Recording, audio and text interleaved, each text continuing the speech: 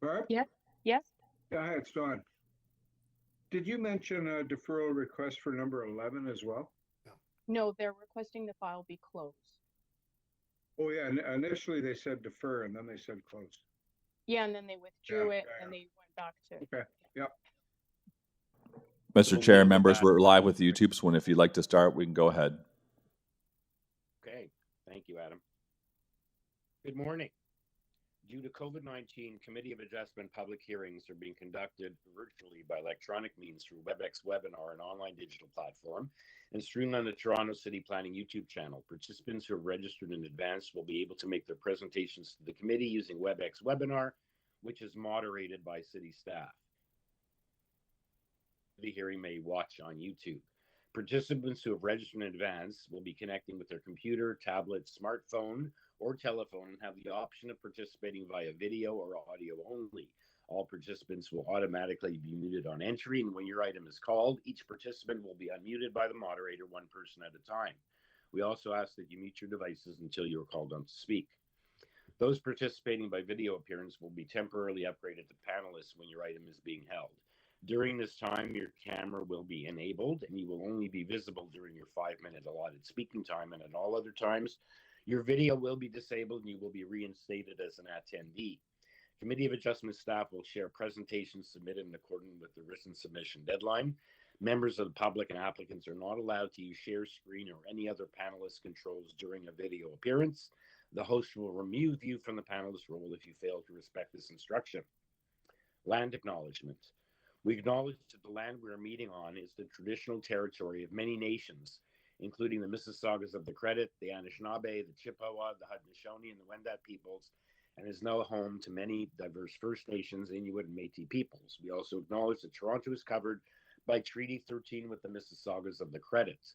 In accordance with Sections 45 and 53 of the Planning Act 1990 as amended, this meeting of the Committee of Adjustment of the City of Toronto is called to order. The Committee of Adjustment considers applications for variances from the provisions of the zoning that apply to the property, permissions to extend or alter lawful non-conforming uses, and consents to sever properties to create new lots. Anyone in attendance today who wants to receive a copy of the decision of the committee on an application must submit a written request for a decision by email. Please ensure that you include your name, address, and email address, because the Committee of Adjustment and the Toronto Local Appeal Body will be sending notifications and appeal updates by email. If you do not agree with the decision of the committee, you may be able to appeal the decision to the Toronto Local Appeal Body and, in some limited circumstances, to the Ontario Land Tribunal. However, the provincial government amended the Planning Act and generally removed rights of third parties to appeal Committee of Adjustment decisions as of November 28, 2022. As of that date, only the applicant, the Minister of Municipal Affairs and Housing, specified persons and public bodies as defined under the Planning Act are permitted to appeal decisions of the committee. Appeal instructions are set out at the bottom of the decision. The hearing procedure is as follows. We'll call each item in the order listed in the agenda. When the application is uncontested, the agent or applicant may proceed with a presentation if they desire. Where the committee does not require presentation, applicants are to advise the chair should they wish to speak to the committee. The committee may ask questions and then take the matter into the committee for a decision. Each speaker, including the applicant or agent, will be given a maximum of 5 minutes to address the committee. The clock is shown in the room and will comment when you're reaching the 5-minute mark and ask you to wrap up. When addressing the committee, please remember to start off by stating your name and address, and please remember to confine your remarks to the matters outlined in the application. Where there's someone present to make deputations other than the applicant or agent goes first, makes their presentation. Please may not entertain revisions made to proposals at the hearing today. The committee may decide to defer the application if being substantially revised in order to ensure that the revised application is accurate and that all those entitled to notice of the application have been informed of the changes. Then individuals either in support or opposed to the application will be invited to speak. Committee members may ask questions of each speaker after they finish their presentation, and when all other speakers have finished, the applicant or their agent has an opportunity to rebut only those issues that were raised by the speakers and to answer any questions raised by the speakers. That will then mark the end of the discussion. The matter is then taken into the committee for a decision. We have the minutes to approve for the last hearing. I believe that was it June the 8th? Yes. Okay, could I have a motion to approve those minutes, please? I can't see visual. Don Taylor. Yeah, I move Mr. Taylor, approval of you. June 8th. I move approval of Okay. June 8th minutes. Thank you, sir. And seconder for that?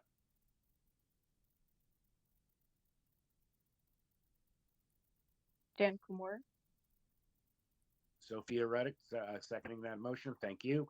All in favor?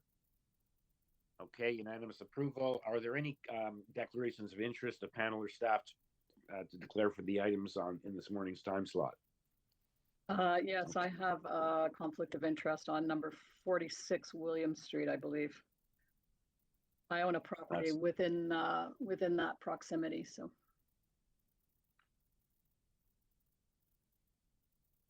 Sorry, I don't have that in front of me. It's number 6. Number 6. Number 6. Thank you, Mr. Taylor. Number 46 William, thank you. Okay. Okay, we note that you excuse yourself not participating when that item is being heard.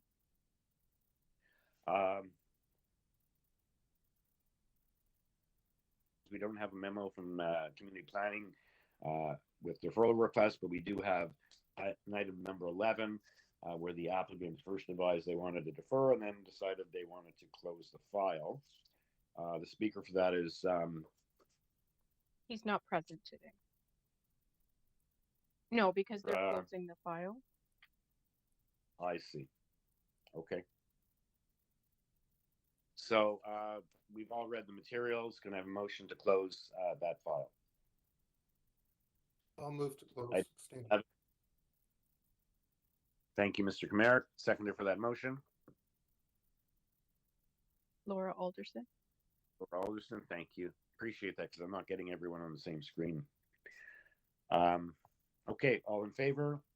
Okay, that file is closed. And okay, we can then start. We'll need some assistance because my computer is doing wonky things and it's not working. Okay, so item number 1 is 284 Delta Street. It's an contain an existing attached garage. There's one variance, the minimum width. We have an order to comply dated July 2020, and transportation has no objection. We have one speaker for this application. It is Maxim Efimov, the agent for the applicant.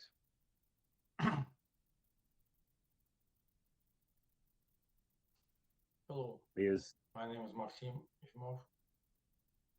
Okay, welcome, sir. Can you speak a little louder into the microphone? I'm having trouble Property hearing you. address 284 Delta Street. As you mentioned, this is just one variance. And regarding the garage, and that's it, everything is straightforward. If you have any questions, please ask me any questions. Thank you. Okay. Thank you. Does anyone have any questions for Mr. Efimov, or is someone ready for a motion?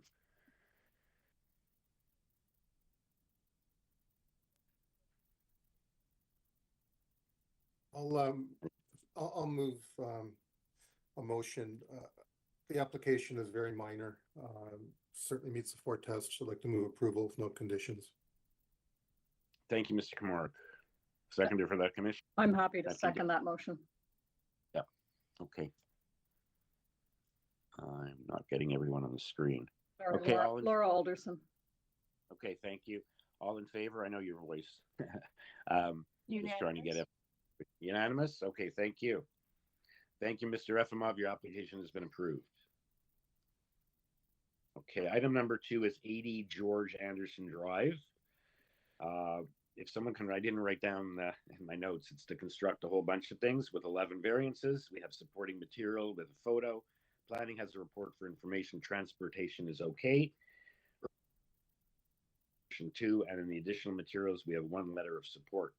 So someone could just read out what the application is for. or it's up on the screen. I Okay, can read that out, Mr. Chair. It's to construct a two-story west side addition, a new second-story addition above the existing dwelling, and new covered front and rear porches. Thank you. Okay, so there's 11 variances, and the speaker is John Ramirez, the agent for the applicant. Or sorry, I think he's the applicant. We'll find out. Good morning. My name is John Ramirez. I'm the agent and designer for this application. Okay, Do you need my address? sure. 371 Strawberry Crescent, Waterloo, Ontario. Okay, welcome, sir. So you have 11 variances. Would you like to just, there's no one here to make deputations in opposition. We do have the one, or we just like to advise the committee what this and why there's so many variances, or we'll see if just people have questions for you. But if you'd like to make a short presentation, please do so. Yeah, I'll make it short. So like the first 3 variances are pretty minor. They're in relationship to the additions we're adding. Number 4 to 11 are all variances due to the fact that the grading on this property is significantly a big change from one side to the other side of the house. So that's what's causing us to be zoned as a 3-story house as opposed to a 2-story house. So then we get all these variances after that. So if you read the planning report from the planning department, they mentioned the same thing with the grading on this property being significantly larger than most of the other properties in this area. Okay, thank you. Members, any questions for Mr. Ramirez? And if not, is someone ready to weigh in with a motion? I can weigh in with a motion. I believe this application meets the 4 tests, not 3 tests, and move for approval subject to, I think there's an urban forestry condition on this file. It's number 2. So yes, subject to urban forestry condition number 2. Okay, thank you, Ms. Alderson. Seconder for that motion. I'll second that motion, Mr. Chair. Thank you, Mr. Taylor. All in favor? And I take it it's unanimous. Okay, move on to the next item, which is item number 3, 29 Vaudeville Drive. It's an application to legalize and maintain the existing rear deck. There are 2 variances. We have a copy of the site-specific zoning bylaw, an order to comply dated September 2021, and at least 15 letters of support. I lost count. The speaker on this application is Christine Beaulieu, the applicant. Mr. Chair, members, Christine is asked to be on video for her presentation, so I'm going to go ahead and make her a panelist now. Christine, you're now a panelist, so you can go ahead and click the Start Video button to be on screen. Oh, sure, yes. There we go. You are also unmuted. Okay, let me see if this works. Good morning. Good morning, Mr. Chair. Good morning, committee members. So you have an existing rear deck Yes. that, like, it must have been built without a permit. You had an order to comply, Yes. and you have 2 minor variances, and you have a lot of support. So this Yes. was inadvertently built without a permit. I Correct. take it. Okay. It is. I would like to go into that if you'd like me to. I don't know don't think it's necessary. Let's see Oh, if you the don't? members. Okay. Okay. Why was built? Whether was it a previous owner? Was your contractor didn't tell you he needed a permit? How about? No, actually, not quite. We are the original owners. We purchased the house and then moved in shortly before we started building. We actually, and maybe it's not relevant, but we during COVID, we needed a little outdoor space and we wanted to build something. And there was a precedence that 2 houses, 2 of our neighbors had built and received permits from the city, and they were approved by the city, so they didn't have to go through the committee of adjustment. And so in anticipation, we decided to go ahead with the build because I was the newborn and a 2-year-old. We just wanted a little space, have some people, our family visit outside in a open space, because we didn't have any of that. And we went ahead with that thinking it was okay, because the 2 previous neighbors with the same size deck, we modeled their deck.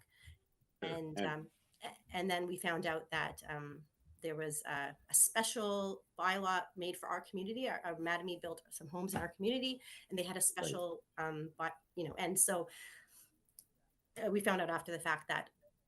Sure. Anyway, it was during COVID. I know a lot of things like that. Yeah. Realizing. Yeah. I insulated and drywalled a garage, so we could use that as a space to congregate. Okay. Question for Christine Beaulieu, or is someone ready for a motion? Oh. I'll see if anyone has any questions for you. Thank you. Sure, of course. Yeah. Good morning. Ready for a motion, Mr. Chair. I'm satisfied that the variances meet the 4 tests under the Planning Act, and I move approval of the conditions. Thank you, sir. Seconded for Mr. Taylor's motion. I'll second that. Thank you, Ms. Alderson. All in favor? Looks like unanimous approval. Thank you, Ms. Beaulieu. Enjoy your day. Carolyn? Okay. You're now legal. Oh. Okay. Okay, our next application is item number 5. We have a revised notice for the application highlighted to show changes. So this is to construct a 2nd-story addition above the existing dwelling. There were 9 variances. Mr. Chair, we're on to item 4, 22 Golf Crest first. Oh, sorry. My bad. Sorry, I missed one. Okay, item number 4, 22 Golf Crest Road, is to construct a pool and patio in the rear yard. There's 1 variance. The rear yard landscaping is deficient by about 5%.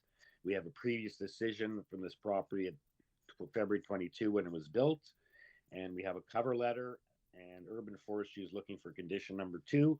The speaker is Darren Hoekstra. Welcome, sir. Morning, committee. Morning. My name's Darren. I'm the agent for the owner of this property. Okay. And yeah, we're asking just for 1 variance request here, is just to reduce the softscape requirement by about 5% from 50 to 45%. Yep. Okay. And you also, they're asking for urban forestry condition number 2. I assume you're okay with that? Yes. Okay. Let's see if members have any questions for you, or if not, if someone's ready for a motion. If no one has any questions, I'm ready for a motion. Sorry, I do have a question. Okay. It says it's a single variance here. It says 50% of the rear yard must be maintained as soft landscaping, and then in brackets 110.12.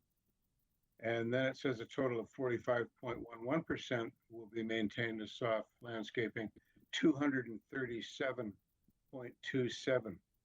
Can you help me with the math there? That's a little bit incongruous. The 237 is like should be the total square footage of the backyard, and 107.02 square meters is the requested softscape area.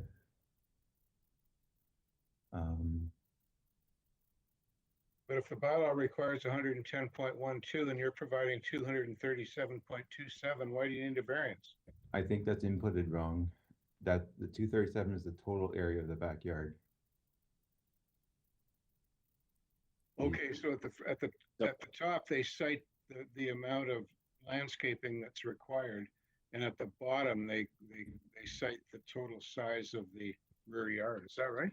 Yeah. Sorry, Mr. Chair, the correct number should be 107.02 square meters based on the applicant's waiver. Okay, so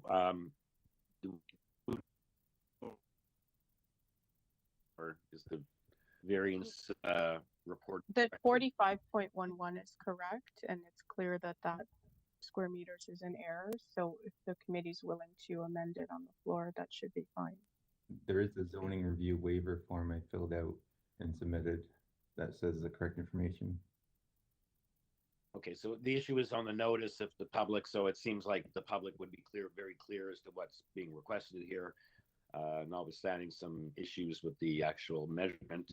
The percentage from 50 to 45 is very clear. So if members feel that we can proceed with that, Mr. Taylor, feel that's reasonable? You're the one who caught the error. Sure. Yeah, Okay. I'm prepared on that basis to move approval. I think the variance meets the 4 tests.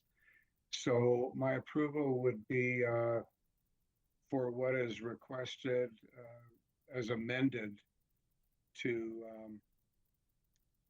change the figure 110.12 meters squared to 107 point whatever Ms. Bartosik cited. It's the 237 that needs to be changed Oh, to what? to 107. 107. Well, okay, all right, yes. That's my motion then. Okay, thank you, Mr. Taylor. I'm happy to second that motion. Okay, thank you, Ms. Alderson. All in favor? With urban forestry number 2, I believe. Yes. Yeah, Yes, yes, sorry, yes. yes, Sorry. yes, that's the condition. Good catch. Okay, so with that condition, all in favor? Take it, it's unanimous. All right, thank you. Okay, thank you. You have your approval, Mr. Hawkstrom. Okay, now to name item 5, 11 Sunnydale Drive. Revised notice highlighted to show changes. It's to construct a second-story addition above. There were 9 variances and there are 7 and 3 of those guys. We have the zoning waiver and emails. Thing is requesting refusal. We'll hear from the agent whether that's the changes change that at all. We have 4 letters of opposition. Transportation is okay, and urban forestry looking for conditions 1 and 2. Hello? I just got to notice my connection is bad. We just Hello? lost your visual. You were my visual, okay. We can Yeah. hear you. Okay. And in the additional material, we have the revised one. It shows another copy of revised. We'll hear from the agent whether that's the same. I didn't bother changing it line by line. It's the same 7 variants with 3 changes. And we also have supporting materials and photos of new buildings. A lot of them. And the speaker on this application is Hannah Delarzik, the applicant, as well as we have 3 neighbors on the line. Looks like 1 won't be speaking from 11, 9, and 13 Sunnydale. I guess 11 is the actual owner. Will just observing, will not be speaking because the agent will be speaking. So we do have 2 neighbors on both adjacent, 9 and 13, present on the line. So we'll get a presentation from the agent. Okay, so we have this, and we'll perhaps can get the supporting materials up on the screen while she makes her presentation, and just can answer for us whether the 2 copies of the revised are the same or whether there was further changes in the additional materials. Okay, Delarzak, welcome. Good morning, everyone. I would like to bring your attention that the original application done in March had 11 variances. And since then, according to planning suggestions, and we reduced it to 7, and 3 of them in fact apply to the existing conditions, like the setback of the house, which is 44 centimeters. It's an existing. There was no point to moving the second floor wall another 16 centimeters to build it over the heavy steel beam. So it's just extended. The other one is the existing driveway, which is existing. Yeah, which is, we don't touch it. It was the existing and it will stay existing. And what is the third one? And the third one, existing condition, is the width of the existing garage. So in fact, we have 4 variances which apply to the new parts and what you have to do.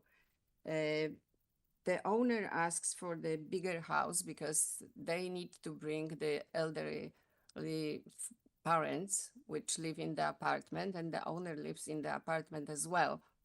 So they would like to build a bigger house to accommodate their family of 4 plus the elderly parents. And as you can see on the plans, there is an elevator which would be for their benefit. And in fact, building one bigger house for 6 people, they will free one of the apartments and which parents live in, and the other apartments they live in. So the city, in fact, gets one additional residential unit.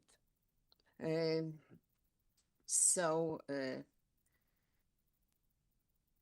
area of the house, also it has the higher floor space index, and it's not as that big as the other houses on the same street. And recently approved number 18 had the, just one second, I have to look at my notes, okay.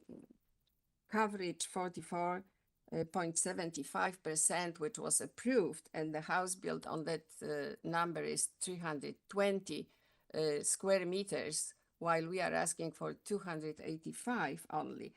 And on this lot, which is bigger than our lot, the increase in coverage is 11.75%. We increased the allowed 33% only by 8%. And in fact, if you calculate it, translate it into the square meters, we have only 28 square meters more of coverage. And I also analyzed some other recent decision of the Committee of Adjustment in the area, and also the floor space index seems smaller. The houses are bigger because number 6 Glen Aden, the house approved there is 347 square meters. 24 Glen Ellen is 354 square meters. So, you know, floor index is only because the lot is slightly bigger. If you add 10, 15 square meters to the lot, the floor space index would be smaller. So we think we are not building a monster house like some people in letters of objections are saying. It's just the average in that area. And as you can see, I took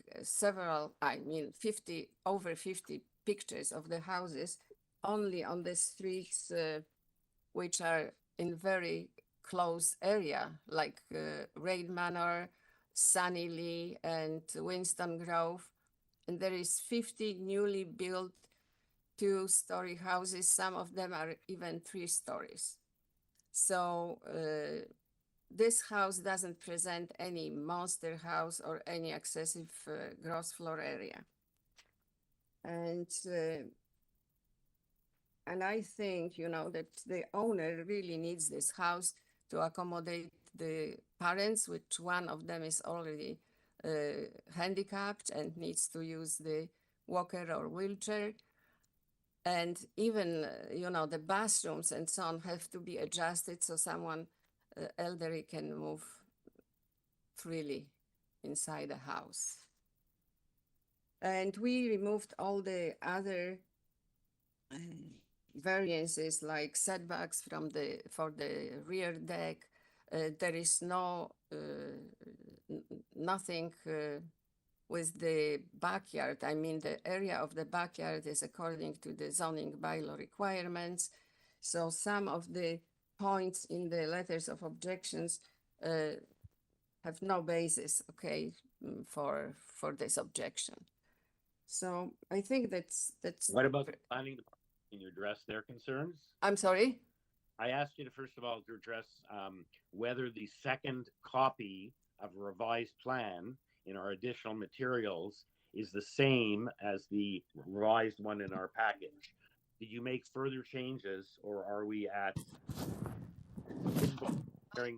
You know, I don't know which drawings are the recent one you got. I got an information from Angelica that it was submitted to the panel. So, okay, so I'll let staff clarify that. Thank you. I can't see how much time you have left on your clock, staff. We're at Miss- 6:20.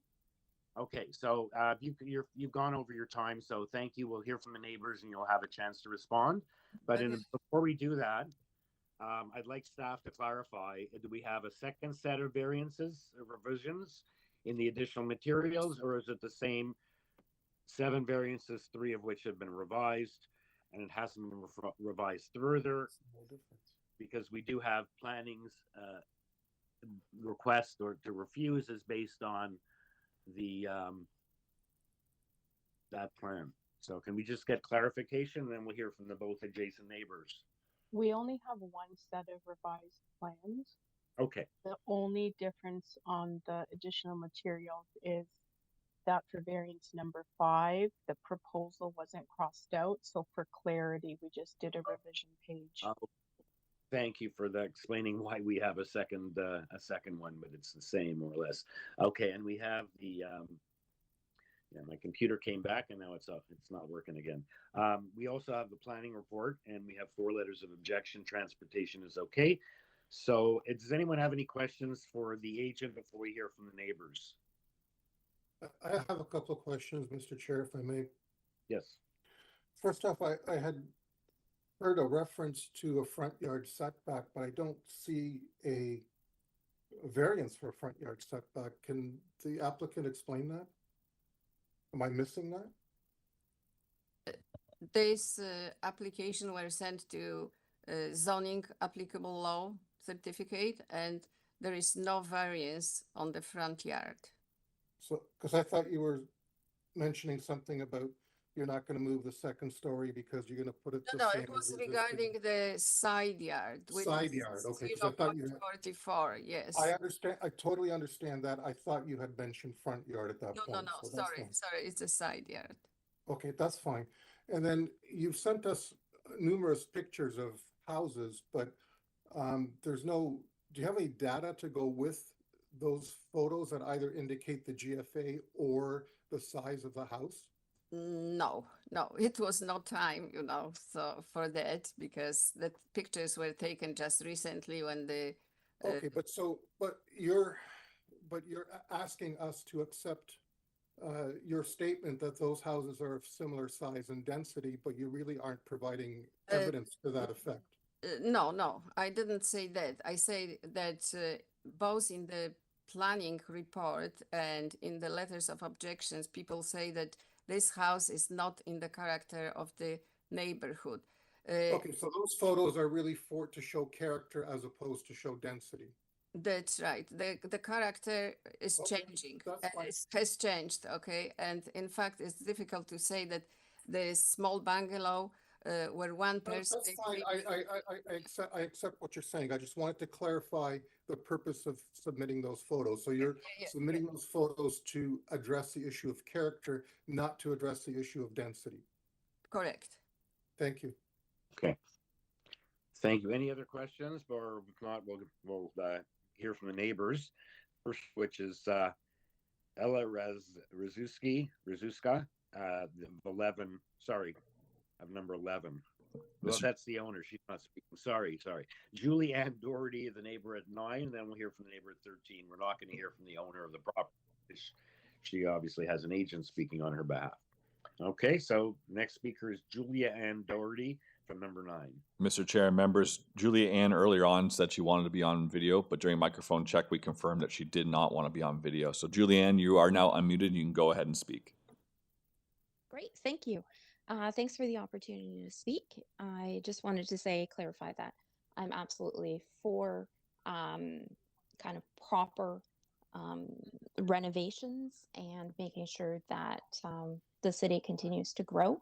However, as the city staff has stated in their memo, I would like the committee to go with their recommendation that this is not a minor in nature, does not maintain the general intent purpose of official plan and zoning bylaw.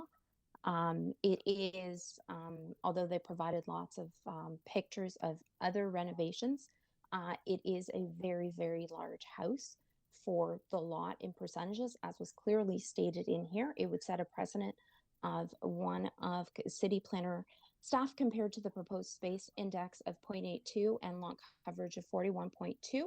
that it would note that it would be one of the highest in the immediate area. Just asking as an immediate neighbor that this is definitely going to have an impact both immediately on myself. There are also some concerns about the design, a door from the garage leading right onto my property because there's very little room between the properties. But I just would like to state that I would like the committee to support what the city has stated planners have recommended, which is to reject that this is not a minor, this would be major. Thank you. Okay, thank you. Anyone have any questions for Ms. Doherty?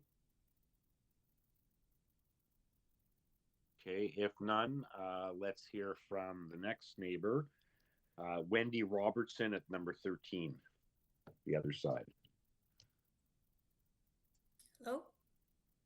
Good morning. Hi, how are you? Sorry. I'm just exactly what Julianne said, because I'm only reading the last revision from the city planners.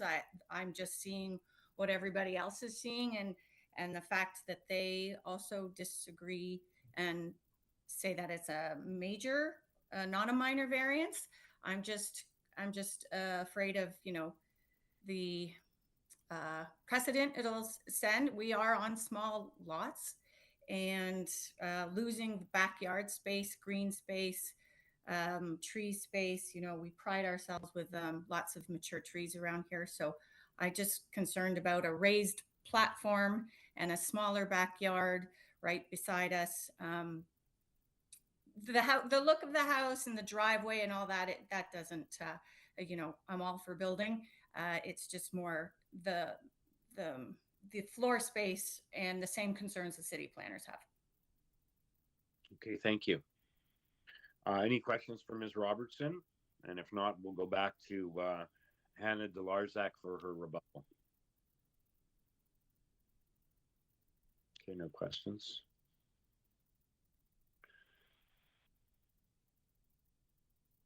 Hello? Hello. Okay, so responding to some of the points in the objecting neighbors, the door from the garage was removed. It was simply a mistake. There is no door in the garage, okay? Regarding backyard and trees, we are not doing anything which is not within the zoning. The green space is not reduced. We are not touching any of the trees. All trees will remain, and they are not being even injured because our construction will be far away from the trees. Okay, regarding floor space index and the coverage, as I said before, there is a bigger coverage approved just across the street recently, much bigger than ours, and the floor space index, the 0.3%, we are higher than some other properties which were approved at 0.79. I tell you which one in a second.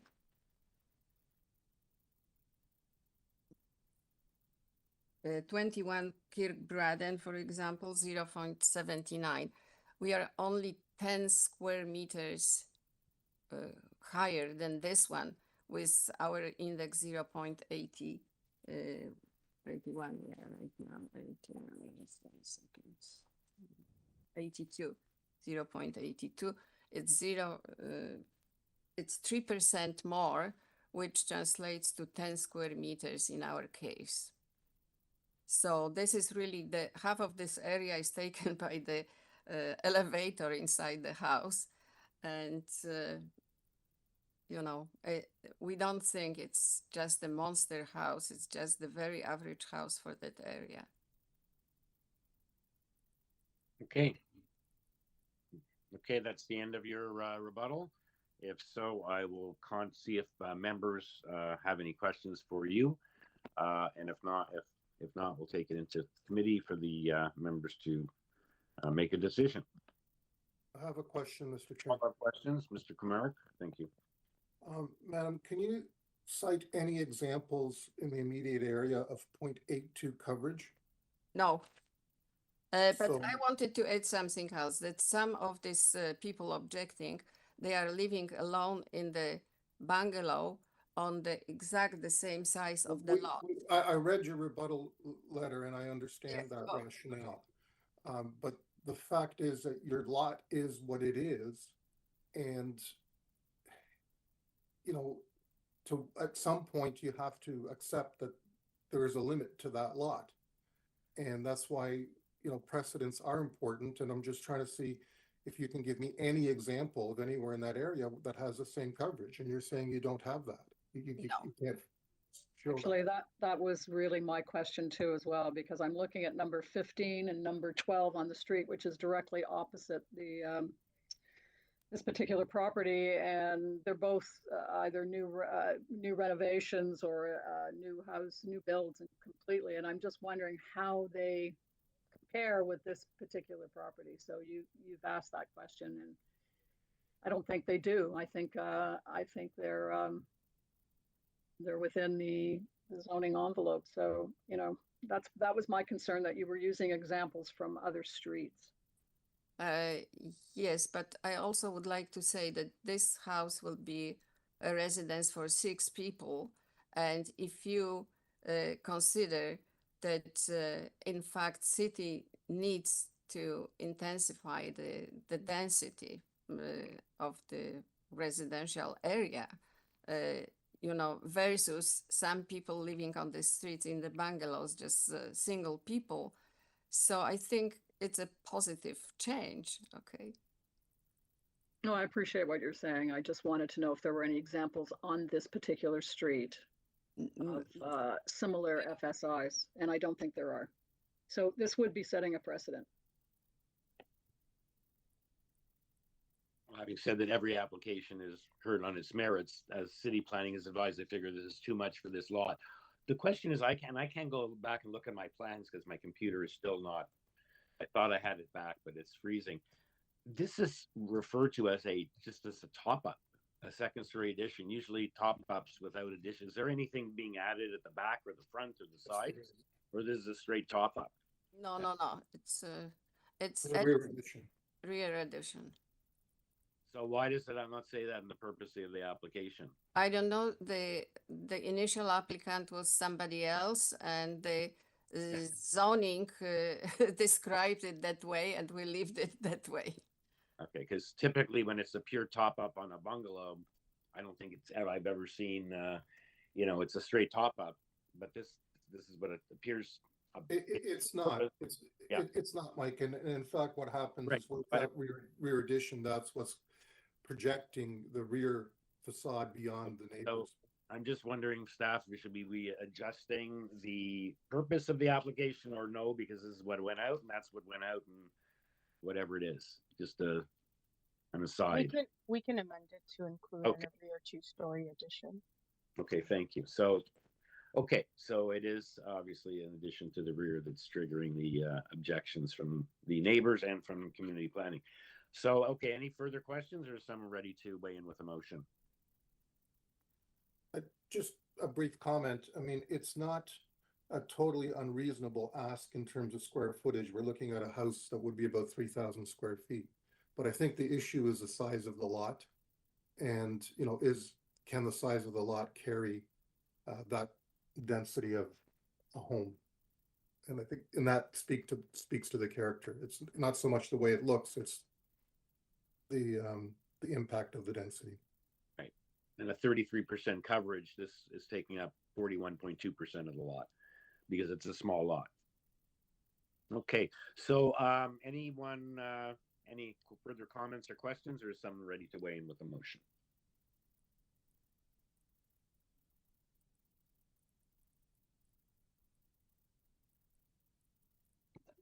I don't have visuals, so just call out if you're ready. Taylor? Thank you. Yeah, I think I share my colleagues' concern about the lack of data to support the assertions about this house being, I guess Mr. Kamar raised the issue. The response from the agent was trying to justify the character of this house, but I think it's important to also understand the density issue. And I just don't feel comfortable that I have a good handle on what that would be. if I could see some data for in the immediate context, like both sides of the street in the same block, I might feel differently, but without that, my inclination is to agree with the community planning staff and move refusal. Okay, thank you, Mr. Taylor. Do you have a seconder for Mr. Taylor's motion? I'll second that motion. Thank you. All in favor? Okay, the application is unanimously refused. Thank you to the neighbors and thank you to Ms. Larzak for your presentation and your submission, but the application has been refused. Thank you. Okay, the next application is item number 646 William Street. Ms. Alderson has a conflict, so we'll take a well-deserved brief break. We have revised plans on this. Someone can read out the purpose. There were 6 variances, there are now 5. They've eliminated the angular plane variance. Planning is okay. They have conditions of approval to construct as illustrated. We have a Metrolinx advisory, urban forestry condition 2, a cover letter from the applicant regarding the changes that were made. And we have obviously the revised plans to go along with those changes. And the speaker for this application is Arash Bahamin. Only one speaker. Hello, Mr. Chair and committee members. My name is Arash Bahamin, the agent of the owner at 46 William Street. My address is 4789 Young Street. Okay, welcome. Thank you. If you can please want to go through and just let us know what you've done here. You made some revisions. Yeah, sure. So basically, this proposal is to for the rear extension, which is 3.66 meter, the rear extension along with the second story addition to accommodate the second suite in the basement and also more livable spaces in the main floor and second floor. And also the proposal for the rear garden suites on top of the proposed garage. We've been communicating with the community planning to improve the original proposal, which used to have more major variances like, separation, distance, heights, and some other variances. So we've been able to communicate this and improve and eliminate the variances, including separation, distance, heights, and some other angular plane variances. And we believe that this proposal is now in line with the nature of the bylaw and and could be a good example for the community.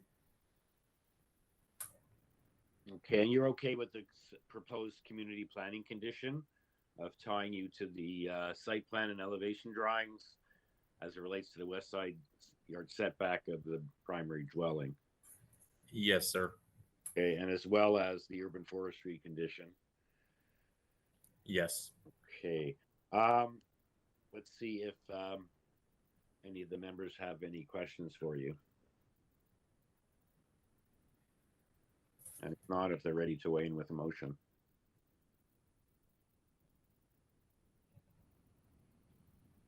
I don't have any questions prepared to weigh in a motion if there's no questions. Did you have a question, Mr. Mayor? No, I was ready to go with a motion, but if you are, I will wait. Okay, I find this application to be minor in nature, meets the 4 tests, and I recommend it be approved subject to urban forestry condition number 2 and the planning condition. Okay, thank you, Ms. Reddick. Seconder for that motion. I'll second that motion. Thank you, Mr. Comerick. All in favor?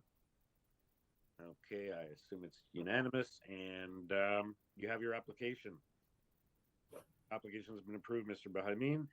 Thank you, and we can get Ms. Alderson back for the next item. I'm back. Okay, welcome.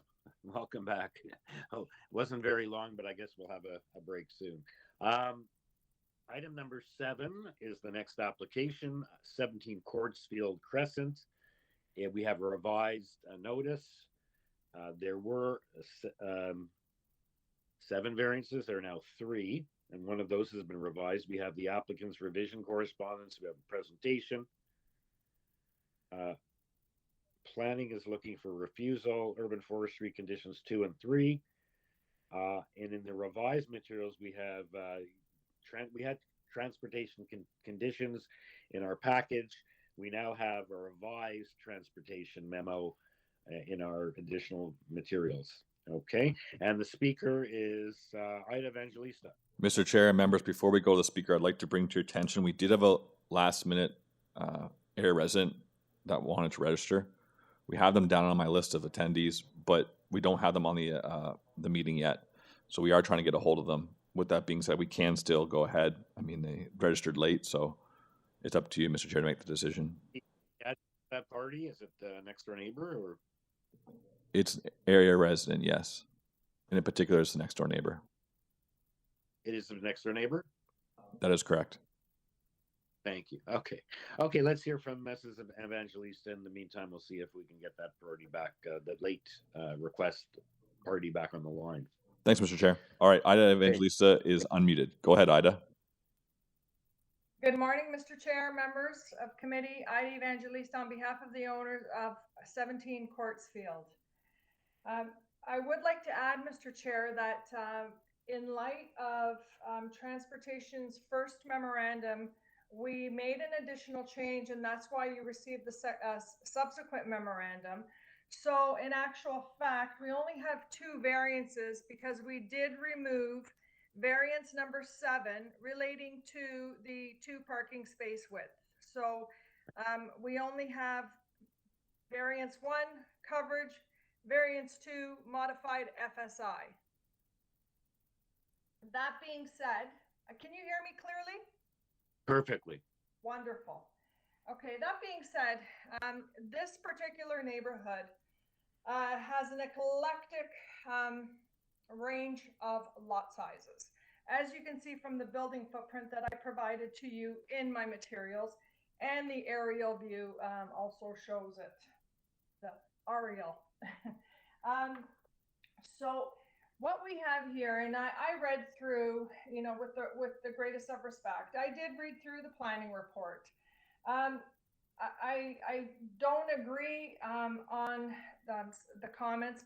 We have, and as you can see from all the changes that we made to the application, we did work with planning staff quite closely. We removed many of the variances, if not all. Let me speak to. Can I just interrupt for a second, Mrs. Yes. Evangelista?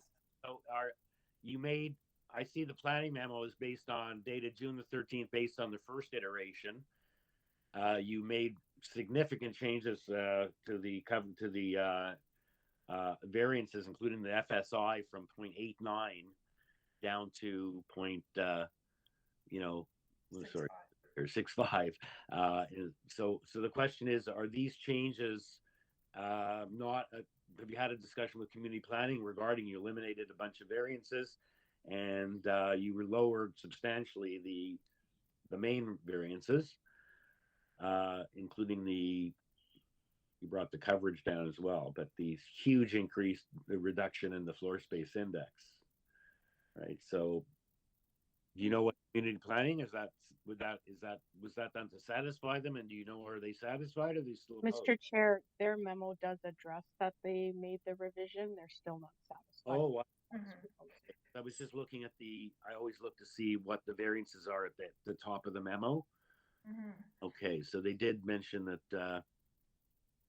So community planning, Mr. Chair, community planning, they still are not happy with the FSI. They want us to comply with the FSI because there are a couple of properties that they mention in their memorandum that have complied with the FSI. However, as I mentioned, we have to take a look at the lot sizes in this neighborhood. The two houses that he's making references to, I calculated the lot area. One lot area is 1,400 square meters, and the other lot area is 1,200 square meters. So, you know, we have to compare apples to apples, right? When we're looking at you know, lot areas and FSIs and whatnot. So the FSI, if we take a look at this building on this irregular shaped lot, the first floor, the FSI of the first floor is 33%. Because we do have, our side yard setbacks are on the east and west from 2.13 meters opens up to 5.40 meters. and 1.68 meters opens up to 1.94 meters. So we do, my apologies, 1.84 opens up to 194. So the building footprint itself, I believe, is within the realm of this. We're not asking for length. We're not asking for side yards, no front yard setback, no rear yard setback. We comply with landscaping. We've now complied with all other variances that we've also removed many other of the variances that were listed. Our coverage. So our coverage, we're required 33%. We're asking for 33.78%. Now, if we notice on the east side, we have a pop out. It's just another entry to get to the side entrance, but that area is more than enough space to allow for that pop out. But had I removed that pop out, we would have a coverage of 32.78. So the FSI, the area that we're asking for, is within the footprint of the home, whereby we're not asking for any additional variances for setbacks. So the massing of the home, there is articulation on this home. It's well thought out. It's characteristic to the neighborhood, and from what we're proposing, I understand that planning, you know, they do have comments about the FSI, but as I mentioned, it's all within the interior of the home. We also have to keep in mind that, you know, things are changing in our society. You know, more and more multi-generational homes are happening. And in this particular home here, this is lending to a multi-generational home.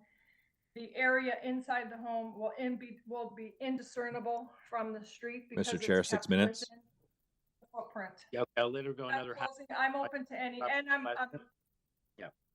I'm in acceptance of transportation and forestry. Okay, thank you. So, so I now have my computer back, staff, so you don't have to, you can show. I would have liked to see Ms. Evangelista's presentation on the board, but I think you were showing the application for my benefit, but it looks like my application is back. So, yeah, I looked at the planning memos, so correct. There was no change in the massing to reduce that. They just basically excavated into the basement so that the basement floor no longer counts as GFA, so they didn't change the above ground massing. So just to clarify that on the record. Okay, other than that, I'll turn it over to, and I guess the community planning was also upset that it, or felt that it looked presented like as a three-story, which, Mrs. Evangelista, are you going to address that? They weren't happy with the three-story appearance.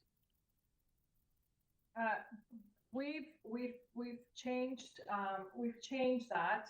The appearance. So what we had windows that were elevated outside of the ground. They weren't happy, and that's what was presenting itself as a three-story. So we have changed that with the new application. Okay. Anyone have any questions or comments for Mrs. Evangelista, or is someone ready to? Mr. Chair, I had two questions. You've already asked one of them. Thank you. My other question was similar to the previous one of the previous applications. I just wanted to know if the applicant has any examples of that coverage, 0.65, in the immediate neighborhood. Through you, Mr. Chair, member, at this time, this area is undergoing, it's being, it's undergoing regeneration, reinvestment in the community. So for an FSI of this size on this street, not at this time, no. But as the area moves forward, and I believe that is why they wanted to keep it, 0.89 was egregious to planning, keeping it at around that 0.65, because at 4.5 with this size lot, really doesn't give you much of a home, more space than what is already currently there. No, I agree that 0.45. So, but in short answer, through you, Mr. Chair, no. but I explained why. Okay. Mr. Comeric, any further questions? Okay, anyone else have any further questions, or is someone ready for a motion? We're just trying to reach the call-in person, sorry. Oh, right, okay.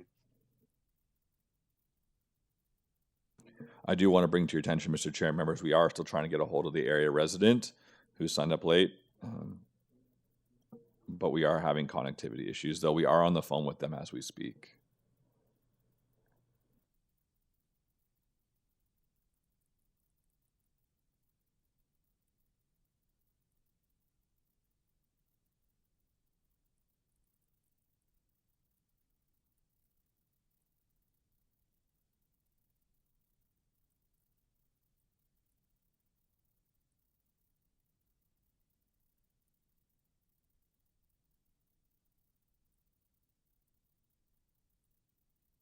So are we trying to get them connected, or you actually do have them on the line? So, Mr. Chair and members, we are on a work phone trying to explain to them how to sign in. okay. They are going to look to call in, though.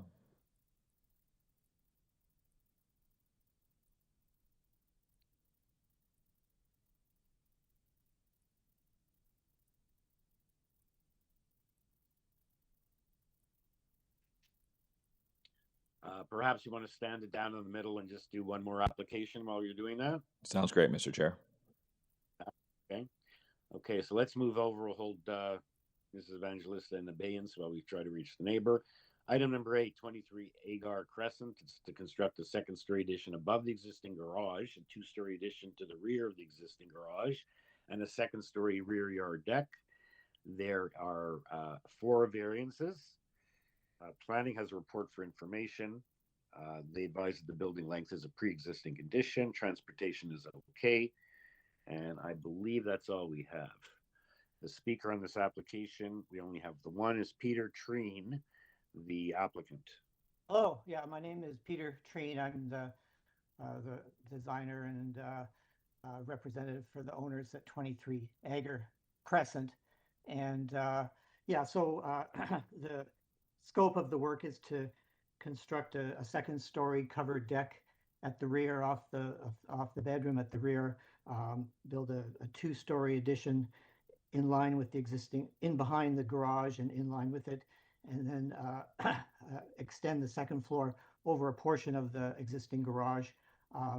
The first variance to do with the front yard is like a pre-existing kind of condition that would just be legalized, I guess. The second variance with the side yard, we'd be building in line with the existing side yard. So I guess in a way it's pre-existing. The deck adds length to the house, and it's larger than they allow relatively small little crop out decks at the back. So anyway, so those are the 4 variances that we're looking at, and welcome your thoughts. Okay. Thank you, Mr. Treen. Members, any questions for the agent? And if none, is someone ready to weigh in with a motion? I'm good to go if there's no questions. I believe the application meets the 4 tests and is minor in nature. Would like to move approval with no conditions. Okay, thank you, Mr. Komorek. Seconder for that motion. I'm happy to second that motion. Thank you, Ms. Alderson. All in favor? Okay, it looks like we have unanimous approval. And thank you. Have your application's been approved, Mr. Treen. Thank you so much. You take care. Thanks. You have a good day. Let's go back to items number 7 and see if we've been able to reach the neighbor. Mr. Chair and members, we have got connection with the area resident. Okay, so let's hear from the area resident. Name and address to start off, please. Rosina LaRuccia. Okay, welcome. What's your address? It's 15 Courtsfield Crescent. 15, so you're right next door. Yes, I am. Okay, so go ahead. You have, let us know what your concerns are. I have a couple of concerns. I think it's the space, I think it's about 6,000 square feet. It's going to tower over my property. I think it's going to take a lot of the sunlight away from my yard, and it's going to, not in keeping with the neighborhood. And I'm on the east side, and I think there are a little too many windows. Okay. That's as far as I'm concerned. That's my main. It's just the density of the building and the side with the windows. Otherwise, I don't have a problem. Okay, so it's the overall size or density as well as the issue of windows on the side facing you. Yes, yes, because we're so close that you lose your sunlight, and it's going to be quite large. So, rather concerned about that. Okay. Let's see if there are any questions for you from the members before we go and back from Lisa. Perhaps you can advise about the window placements and respond to your concern about density. Does anyone have any questions for the speaker before we do that? Okay, so let's go to Mrs. Evangelista for a rebuttal to those concerns.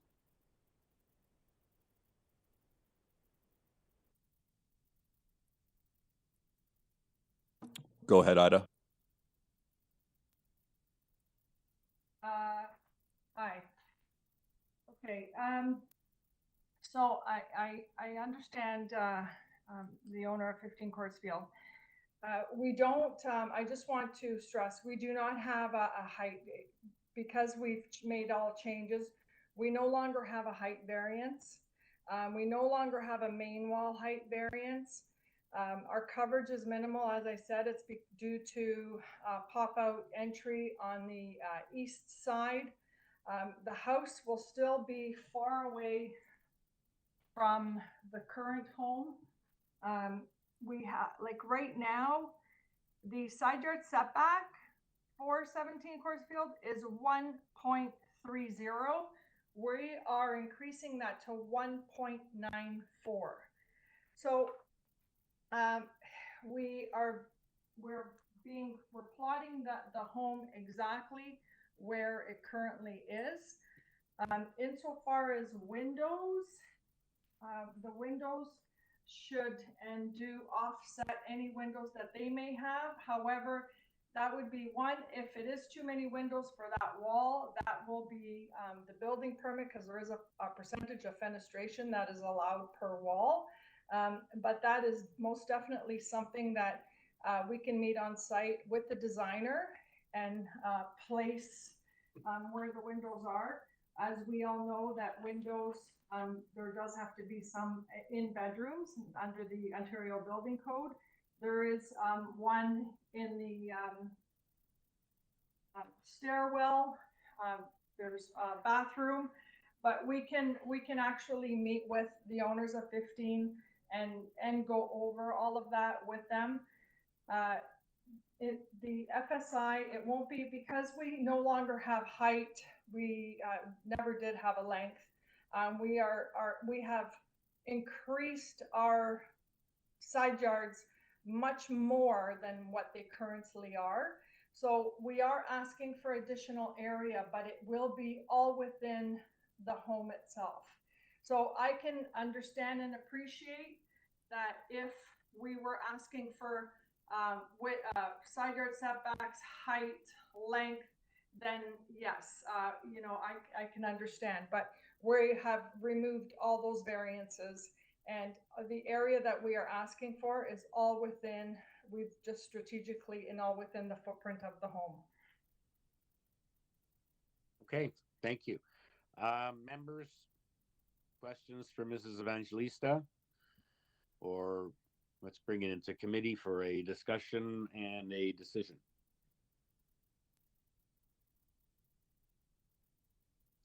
So no one has any further questions, or? Okay. Okay, so then let's take it into committee then. So anyone wishes to weigh in with a commentary or a motion? Mr. Taylor and Mr. Kamarick? Okay, Mr. Kamarick, do you have a question or comment to make, or? I'll do a comment first Okay. if that's okay. This is one that I think it's kind of like almost there, but not quite in my mind. Where it doesn't quite work for me is the FSI, and whether that meets the test of being minor is what's at issue for me. And given that there is nothing comparable in the neighborhood, I feel like it fails that one test. Okay, Mr. Taylor, make a comment and then see if who's prepared to make a motion. What was your comment? You were going to make a comment? I'd also like to make a comment too, if I can. Okay, let's I hear just from Mr. wonder if the applicant had considered, since the pop-out doorway on the side seems to be the issue, whether that was ever considered for removal. Okay, perhaps we'll let Mrs. It's a question directing to Mrs. I guess Evangelista. it's a question of the applicant, yes. Was it ever considered for removal, that pop-out doorway? Mr. Chair and members, it appears Ida has. Oh no, never mind. Ida, go ahead. Oh, no, sorry, I was muted. I was talking, but I was muted. The mudroom at the side of the house. We did discuss it. Listen, I don't want to throw the baby out with the bathwater. So if it's a matter of us removing the mudroom at the side of the house where we have that side yard setback of 3 meters, I will. I would have to contact the owners just to make sure. I don't want to be making decision without his acknowledgement. But we will do that if that is going. Well, I was just wondering whether the city had asked you to do that, and that, you know, if you had, that would. Through you, Mr. Chair, Member Alderson, no, the pop-out was never, the side yard, that side pop-out was never an issue. I wanted to just clearly point out and outline the coverage of the house itself and why we were over that 0.78 coverage, which is because without the pop-out, you're not over it. Is what I understand. So I'm just wondering, if that was ever a discussion that you had with the city. Yeah, it wasn't like a line in the sand. However, as I mentioned, if that is something that, you know, would be to your satisfaction, then I can reach out to the owners and ask them if that's what they would like to do. Okay, well, again, if that was the way, because it is only 0.78. Sorry, member. all I'm saying is if that was to be done, we would then have to probably adjourn for a period. So we'd have to recalculate the coverage and the FSI. I'd have to recalculate everything. We can't, you know. No, I was just asking that question, really. I'm just saying if that was what everyone. It's not. It brings down the FSI to 63%. Sorry, you know that would change it down to? Yes. You would have figures and the coverage figure, because we wouldn't be able to, I guess. Let's hear from Ms. Bartosik. Yes. If that's the way the members wanted to go, could we proceed today or not? We shouldn't be making changes on the fly, and the members also don't have the plans to reflect any other changes. Okay, thank you. That's what I was thinking as well, that while it's a great idea and it sounds like subject to confirming with her client, Mrs. Evangelista is thinking, but we're not here. It was a great suggestion, but to do that today is not going to be possible. So again, too little, too late, I think. Yeah, well, or to adjourn it to make that change and everyone to come back on that basis. But I'll just throw that open. That as Madam Bartosik confirmed, it's not. We can't just do that on the fly. We don't have the plans. We don't have anyone plans, you know, establishing how those variances would change. Okay, so I think, did anyone else have any questions? We heard from Mr. Taylor, Ms. Kamarick, and now from Ms. Alderson with that suggestion. So, is the vote back open? Someone ready to make a motion? Mr. Taylor? Yeah, I feel about this similar to the way I think we all felt in the previous application. Like Mr. Komarek, I'm not satisfied that 0.65 or even 0.63 FSI is reasonable or appropriate development. I'm concerned that when I look at the house plans, it house presents as a 3-story home. I know it meets the height requirements of the zoning bylaw, but it's you know, it's the whole sort of compatibility with the character of the street. This street is almost exclusively 2-story homes, and I think this one would stand out in a negative way. And I'm going to move refusal. Okay. Okay, thank you, Mr. Taylor. We have a seconder for that motion. Ms. Reddick, thank you. All in favor? Okay, it looks like it's unanimous. The application is refused. I can see Ms. Alderson's hand. All right, I don't have a visual. Yeah, it's unanimous. Okay, it's unanimous. So the application has refused. Thank you, Mrs. Evangelista, and thank you to the neighbor who participated as well. Okay, we've done number 8, so we can move over to item number 9, which is 46 Great Oak Drive. We have revised application. And this for a detached dwelling with an attached garage. There were 12 variances. There are now 9 and 7 of those have been revised. Urban Forestry is looking for conditions 1 or a refusal. We have architectural drawings, the revised plans and notice to go along with the revisions. We have revision correspondence. Forestry has given a memo looking for us to deny various of the variances, 4, 5, 8, and 12. Some of those have been already eliminated, and 3 letters of opposition. And in the additional materials, we have a presentation materials, arborist report. We have an applicant submission showing comparisons. I believe we have that twice. And in the additional, we also have a tree protection plan.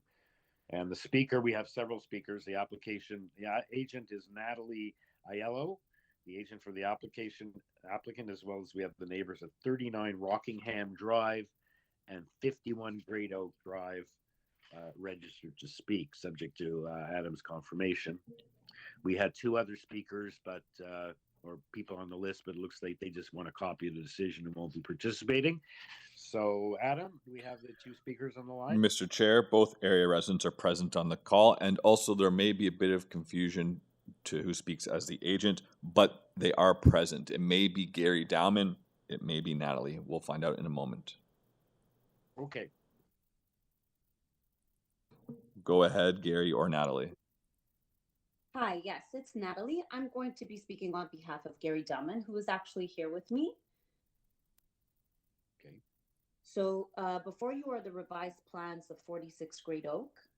We had made modifications based on the planning department's recommendation to accommodate some of the neighbors' concerns. From 12 minor variances, we have scaled down to 9 and also modified 7 of those 9 variances to progress towards the permitted bylaws. We also have taken the necessary steps to protect the surrounding trees, especially the front northern Catalpa city tree, by obtaining an arborist report along with the tree protection plan. We are here to work with Urban Forestry in order to maintain and protect the trees. My clients love that front tree, so we'll do what we can. We understand that change is difficult for the neighboring parties. However, when referencing our presentation of the neighborhood existing site statistics and structural conditions, you can recognize that our proposed project aligns nicely with the community and its architecture. I'm not sure if you want to go through the presentation or that the committee board has already gone through the presentation. Well, we received in our additional materials, they reviewed it, but it's up to you as to how you use your 5 minutes. So if you'd like to have that on the screen. Sure, I'd like, am I able to upload it or do you? No, staff has it and we'll put it on the screen. Amazing. Okay, let's reference the neighboring site statistics. Staff is monitoring how long you have. I don't see the clock. So let's get your presentation.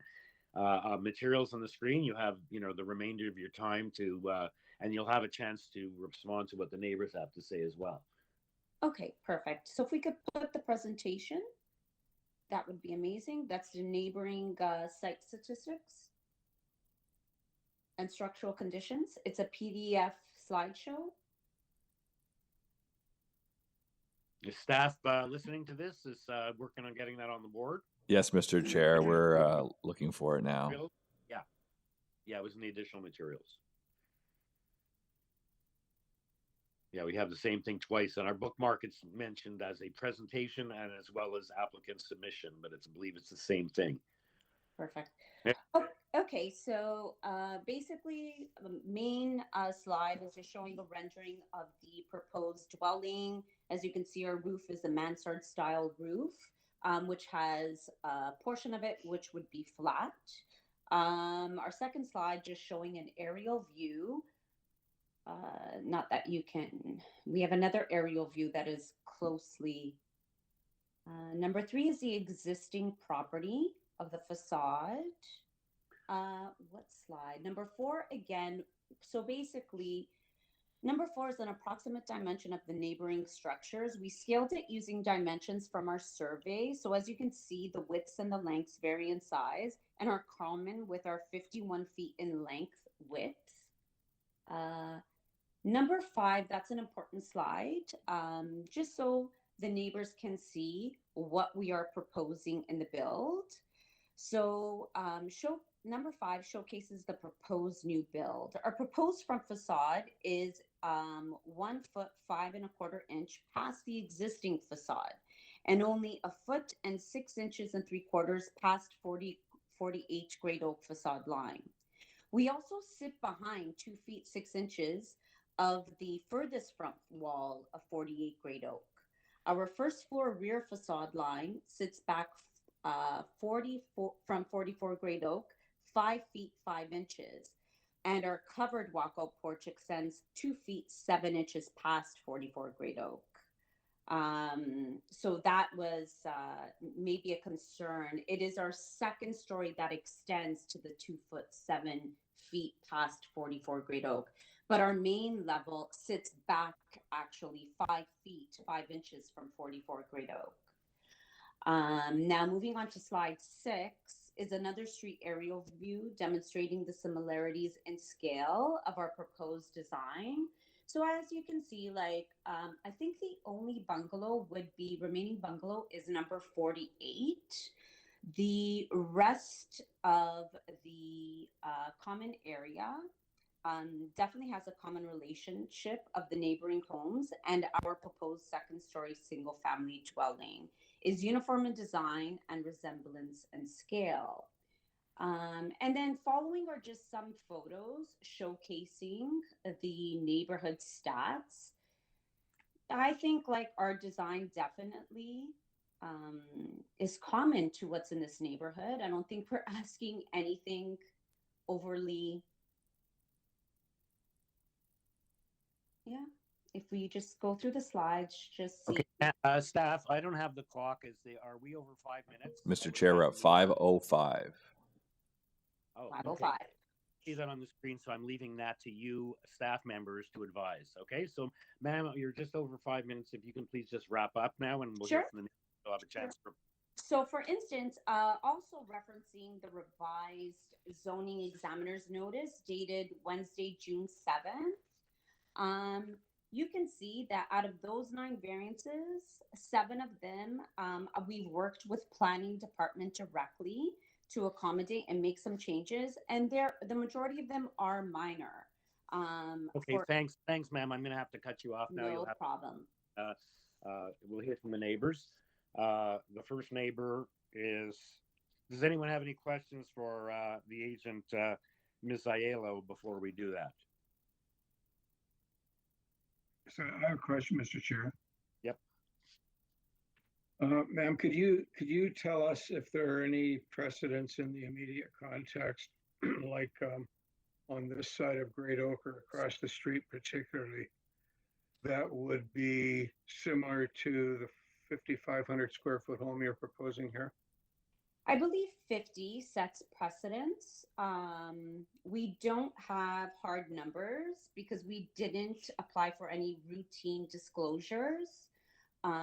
However, just seeing the characteristics of the presentation, that's what we're going based off of. So 50 is probably the only one that you're comfortable would be about this size? Correct. Okay. Which is beside 48 on the same side. Yep. Thank you. No problem. Other questions, or we'll hear from the neighbors?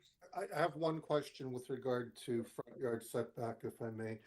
I'm just trying to understand why on a new build, what your hardship is about maintaining the existing front yard setback, why you feel you need to go forward. So it was more, I think that was minor. Front yard setback, we're only asking 1.9 feet. Oh, I understand that it's minor, but this is a new build. Mm-hmm. Front yard setback generally, you know, if you're doing a top up, if you're doing a rebuild, that's one thing, but this is a new build. You have an opportunity to start from scratch. Mm-hmm. And you're proposing your property project further than either of the two immediate ones. And I'm just trying to understand why. Well, it doesn't project past 48. Well, it does project past their main wall. Well, it only projects because 40 on 48, 44 it does, but 48, their furthest point actually projects 2 feet 6 inches in front of our proposal. Again, that's not their main wall, but in any case, I just want to know what the rationale was, or if it's just it was just more for gross floor area. My clients have a growing family, so we just thought you're basically trying to get as big of a property. Yes, exactly. Okay, thank you. Thank you. Okay, we're going to hear from the neighbors. I have to unfortunately make leave of myself for about 45 minutes to an hour, perhaps. So I guess I will not vote on this application. And I believe Mr. Komarik's going to assume the chair after this matter. And I assume you'll take a 15-minute break or something at some point after this application. So I'll leave the matter in the capable hands of Mr. Komarik and the other members, and I'll see you back here. Thanks. Go ahead. Thanks. Okay, so next neighbor is Sue LaRose at 39 Rockingham. Mr. Chair, member Sue would like to be on screen, so I'm going to go ahead and make her a panelist now. Sue, you're now a panelist. You can go ahead and start your video by clicking the Start Video button, and I'll go ahead and unmute you. You are now unmuted. Okay, I don't need to be on video. I'm fine. I guess my concern is the fact of how large the house is going to be. Overall, it is, and if it is in keeping with the rest of the neighbors, everybody can hear me? Yes. Okay. If it is in keeping with the rest of the neighbors, that's fine. But it does seem like it's a little bit bigger, and especially the roof height, that it really is a 3-story building, because they've got the basement that they're making, like it seems to be larger and taller, and then the main floor and the upper floor. So I'm at 39 Rockingham, which is directly behind them. My bigger concern is the fact that they've got an upper floor balcony with a fireplace. So it's like an extra outside room that's going to be looking directly into my bedroom, essentially. So I just think that they are trying to maximize the overall house size for the lot, which I don't think is really in keeping with the neighborhood. But they've got a pool in the backyard and a cabana, which is fine. And I'm all for like growth and big families and whatnot. I just, I guess my biggest concern is the upper balcony and the fireplace.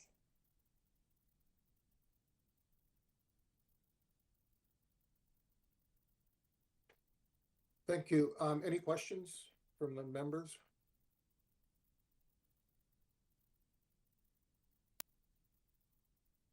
Do we have another speaker? We do, Mr. Chair. Craig Sands is the next speaker. I'll go ahead and unmute them now. Craig, you're unmuted, so go ahead. Thank you, Mr. Chairman and the committee. I'm Craig Sands. I'm at 51 Great Oak Drive. On the other side of the street, 2 houses to the west, and we have neighbors right to each side of the proposed dwelling build that have objected, as well as another neighbor in writing on the street. And I've heard that a few variances have been eliminated or removed or edited. There are 6 in particular that are not minor in nature. Items 1, 2, 3, 4, 6, and 10. As talked about earlier, making sure that we apply the pivot. Is it minor? Is the application desirable for the development of land in terms of streetscape and character? And does it have conform to the general intent of zoning and bylaws? I respectfully submit that it does not. Earlier was talked about, is this too much for this lot? Yes, it is. Can the lot carry the density of the home? No, and it sets precedent. So these are not minor in nature. All of the homes that have been built, there was 50 grade out was talked about being 5,500 square feet. Mine is 3,750. I'm on a lot that's 70 by 130. And I built it in 2011 when the square footage bylaw was repealed. So I pinched my home 6 inches each way, complied, did not have to do a committee of adjustments. We did 2 drawings. When it was changed back in the spring of 11, we put it back in. All of the other homes on that 5,500 square foot includes the basement. So their lot, I believe, is 62, 63 by 120. Ours is 70 by 130. So they're applying for a 32% roughly bigger build massing of this home on that lot. So when also I look at as Mr. Kamarick said, was around the front yard setbacks. All the setbacks, side, front, and back porch, are way in excess of the area. Since I've been here in 3 rebuilds of homes since 1990, and it's just not in fitting with any of the pivots around the Committee of Adjustments desired plans. So I'm, as a neighbor, I believe in change is good. New structures are good. The intent of, modifying and creating potentially bigger homes for more density of people inside a home, we are all for. But this absolutely is an abomination of what a home should be built on our street or existing streets, north, south, east, or west. So I'm suggesting that this application be refused, or the builder and the owner come back with more revised plans that are in line with bylaws and zoning requirements. Thank you, Mr. Sands. Any questions from panel members? I have a question. You brought up number 50, as did the applicant. I've pulled up number 50 on the screen. How does that compare? What is the lot size on number 50? Do you happen to know what that is? Is that a question for me, Craig? Yes, it is. Yeah, it would be a 50 to 55 foot lot. It's a smaller lot, and it's probably 115 to 120 deep. And the square footage of that house is? I don't have it handy. It's the top 2 floors. I believe they're counting the basement because they had, when the footings were put in, they came out of the ground. So in fact, it's a 2.5 story home, close to 3. So that's where the square footage is being counted. Yeah, because the applicant has used this as a comparable, so that's why I was interested in. Yeah, how it relates to and it. all the other pictures that she submitted, they don't show, they're all aerial views or side views. It doesn't show the statistics of what those properties, like if you showed a picture of my home, it may look bigger, but I'm 3,750 square feet. As I mentioned, we complied with all the bylaws and zonings, the streetscape. We were able to build closer to the street, but we elected not to. These side walls that they're talking about at 46 Great Oak, almost as penitentiary, like they extend and block views north-south for the neighbors on either side of them. So it's not in fitting with what we would expect somebody to submit to the Committee of Adjustments on. Thank you for that. Anyone else? I think we're back to the applicant for the rebuttal then.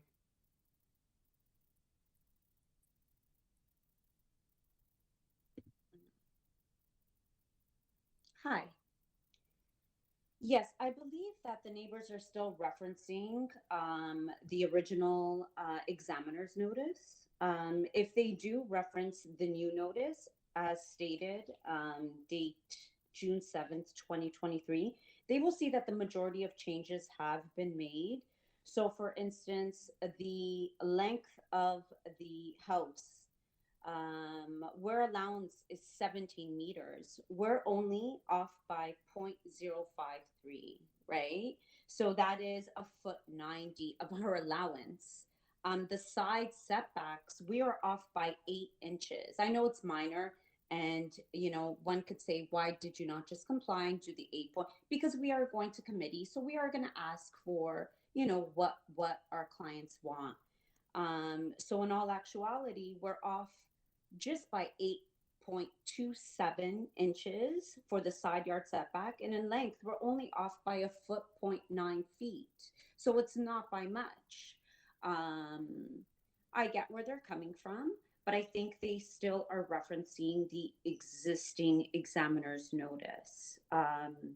If they reference the new notice, they'll see that we, like, planning has not objected, because we have worked with planning to try and, you know, modify it to accommodate the neighbors. So I think that there may be just some discrepancy there, right?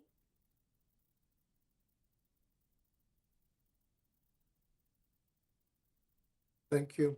I have one question before we move on to questions from the panel members.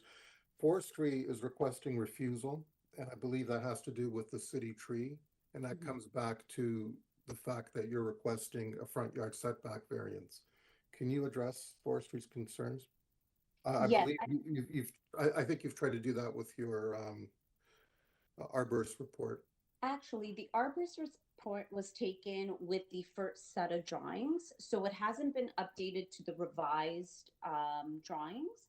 And I did speak to Max. However, Max was supposed to send in an email, but he has left, and he is okay with it. He's left till mid-July. Who is Max? Max Dita. He's part of Urban Forestry, so he was the one that was dealing with this case.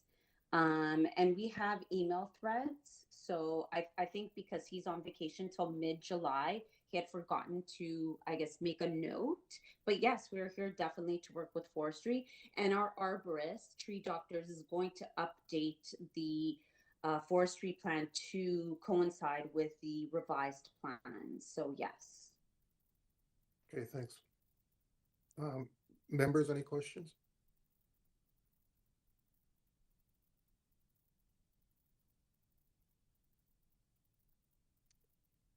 If there are no questions, if we take it into committee, does anyone have any comments, or would someone like to go forward with a motion?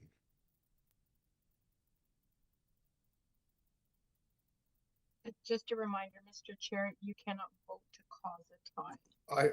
I realize that. I just saw the numbers. Yeah. Okay. Mr. You make a motion unless my colleagues have any comments they wish to make. Okay. I'm concerned that this proposal is an overbuild on this lot. I'm particularly concerned with the gross floor area variance, which is about 55%. The request is 55% more than what is permitted by the bylaw. And I believe that's excessive and not minor, and not appropriate development for this property.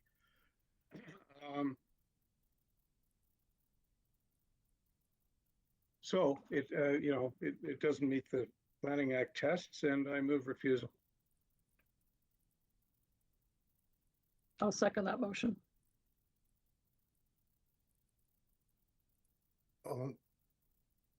Vote, sorry. All in favor? It's unanimous. The motion passes. The application is refused. Thank you.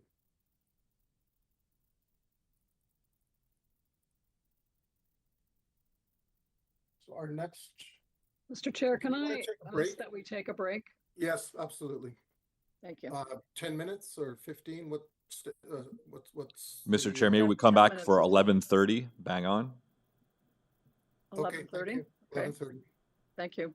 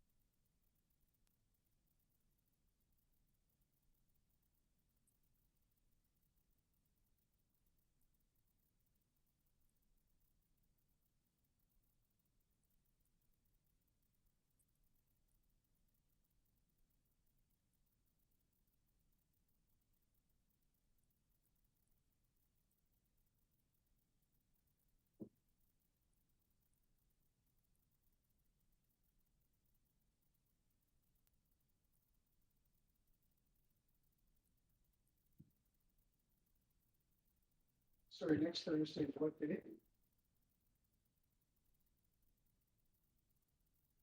Sorry, next Thursday is the 29th. Let me check the calendar.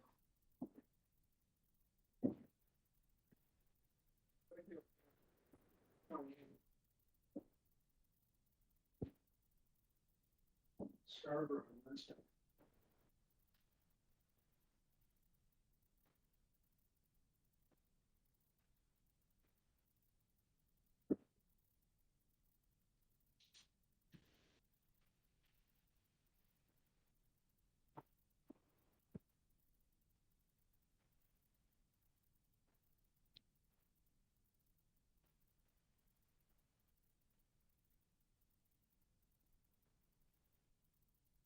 Minutes, if nothing to do.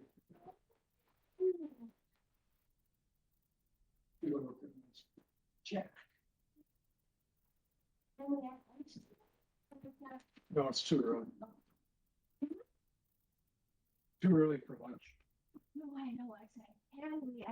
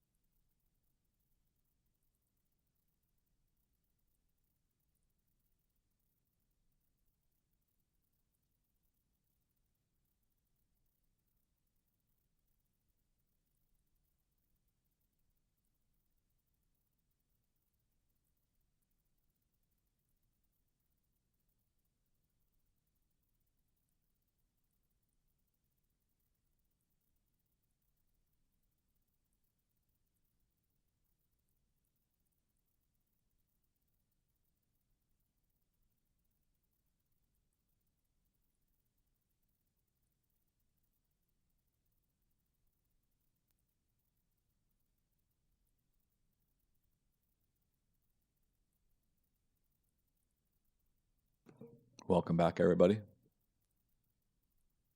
I think we're on item number 10. Back, item number 10 is 13 Sunnydale Drive. There is a forestry requesting condition 2, and I believe there's only one speaker, the agent, which is Fausto Cortez. And this is a application for a second-story addition above the existing dwelling, a two-story east side addition, and a new deck. There are 4 variances being requested. Is Mr. Cortez ready to go? I am. Thank you. Is there anything that, I don't think we need a full presentation, but if there's anything you'd like to share with the committee members? Actually, yes, I would just like to indicate to committee that the owners have asked me to give you guys a little bit of a breakdown of this application and the need for this application. It's a very real need for them. They have a daughter who's now 15, who's autistic and has development disabilities. And as many people may know, autistic children come in many different likes, and unfortunately, their daughter is a runner, or is what is called a runner, which is a very hyperactive individual who continuously paces and runs around and is very active. And for that reason, they need the additional space. She's currently sleeping in their room with them and has since birth. And this is because she's now 15. They want to give her her own space and give her the ability to live into her teenage or her upper teenage and into her 20s with them as easily as possible. Also, they need the space in order to create a snoozling room, which is a room that dampens their sensitivity to exterior noises and sounds and lights. When they become very hyperactive, they need a space which is very dim and dark and quiet. So that's this addition allows us the ability to create that space on the second floor as well. The other thing is that she's actually very hypersensitive to noises and any sort of appliance that makes noises. So when they need to use, let's say, a microwave or a blender or any sort of kitchen equipment that makes any sort of noises, she will attack it. So they have to bring her into the basement while someone uses that equipment. And currently their blender and their microwave is sitting in their garage, to be quite honest. So this application allows them to create a lockable pantry where we can soundproof that room, and they can use those devices in that room in order to allow them to stay together, so that there's not one person having to bring her in another section of the home while food prep is being made. She also has no self-control in terms of food control. So any food that she sees, she will eat. She does not have the ability to understand whether or not she's full or not. And the locked pantry will serve the ability for them to be able to control her access to the food better. In terms of the outdoor space, the pool and the hot tub, one of the only items that soothes her or gets her energy out is water, and they bring her to they have a private place where they bring her to a private pool 3 times a week, where she spends 2 to 3 hours at every visit in order to burn her energy out. So the pool is hopefully gonna get them not to have to go to a private clinic and in the summer, and then the hot tub for the winter. So really, these are essential items for this family, and it's really to allow them to deal with their growing daughter in a manner that will be healthy for her. They also have another daughter, which is also 15, and this allows them to give her her own hideaway space, because obviously it's quite difficult to deal with the situation on a daily basis, and sometimes the second daughter feels that she needs an area of refuge. So this is it gives them the ability to give her own room, and somewhere to have her own space. So that's what the client would like me to indicate. Thank you. Okay, thank you for that. Very compelling, although we actually don't zone for people. But nonetheless, I don't think there's anything particularly contentious here. Yeah. So unless, and I don't believe there's anyone here in opposition as well. So do members have any questions? And welcome back, Michael. Mr. Taylor? Yeah, I'd be delighted to make a motion on this. I think it's an excellent example of a proposal to accommodate the needs of a family and do it basically within the confines of the zoning parameters. And I'm happy to move approval subject to urban forestry condition 2. Seconder? I'm happy to second that motion. Ms. Ruddick? All in favor? Okay, motion passes unanimously. And I guess I'm giving back the chair to Mr. Clark. Welcome back. Thank you.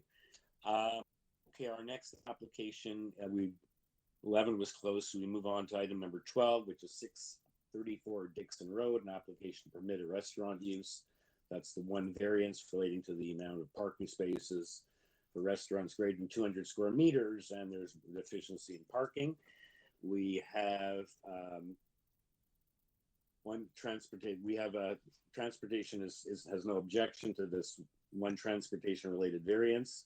We have previous decision on the property, cover letter and supporting material.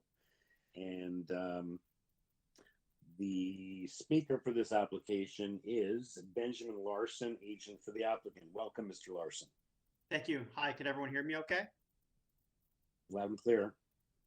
Thank you. So my name is Benjamin Larson. I'm a senior planner at Hunter & Associates Limited, and my address is 15 Gervais Drive, Suite 503, Toronto, Ontario, M3C1Y8. Okay.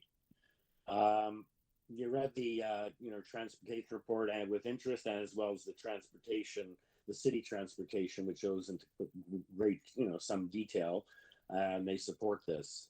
So would you just like to give us a 1-minute Coles Notes of this application? What's the nature of the restaurant? It's a takeout restaurant. Okay. And I certainly would. And I have a full presentation prepared, but if you don't need me to go through it, I don't have to. So I'll give you the Coles Notes. So I'm here to speak to a parking supply minor variance, which in my opinion is technical in nature. I say it's technical because the minor variance being sought under the former Etobicoke zoning code, it's actually not even a variance under the citywide 569/2013 with its more contemporary parking requirements. But regardless, that's why we're here today. The owner is looking to convert a vacant unit into a restaurant use.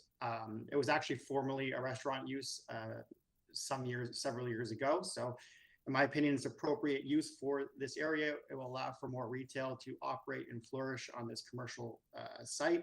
And again, I think it's technical as it's not a parking variance under the contemporary new citywide zoning bylaw, and obviously city transportation have indicated no objection to it. Thank you.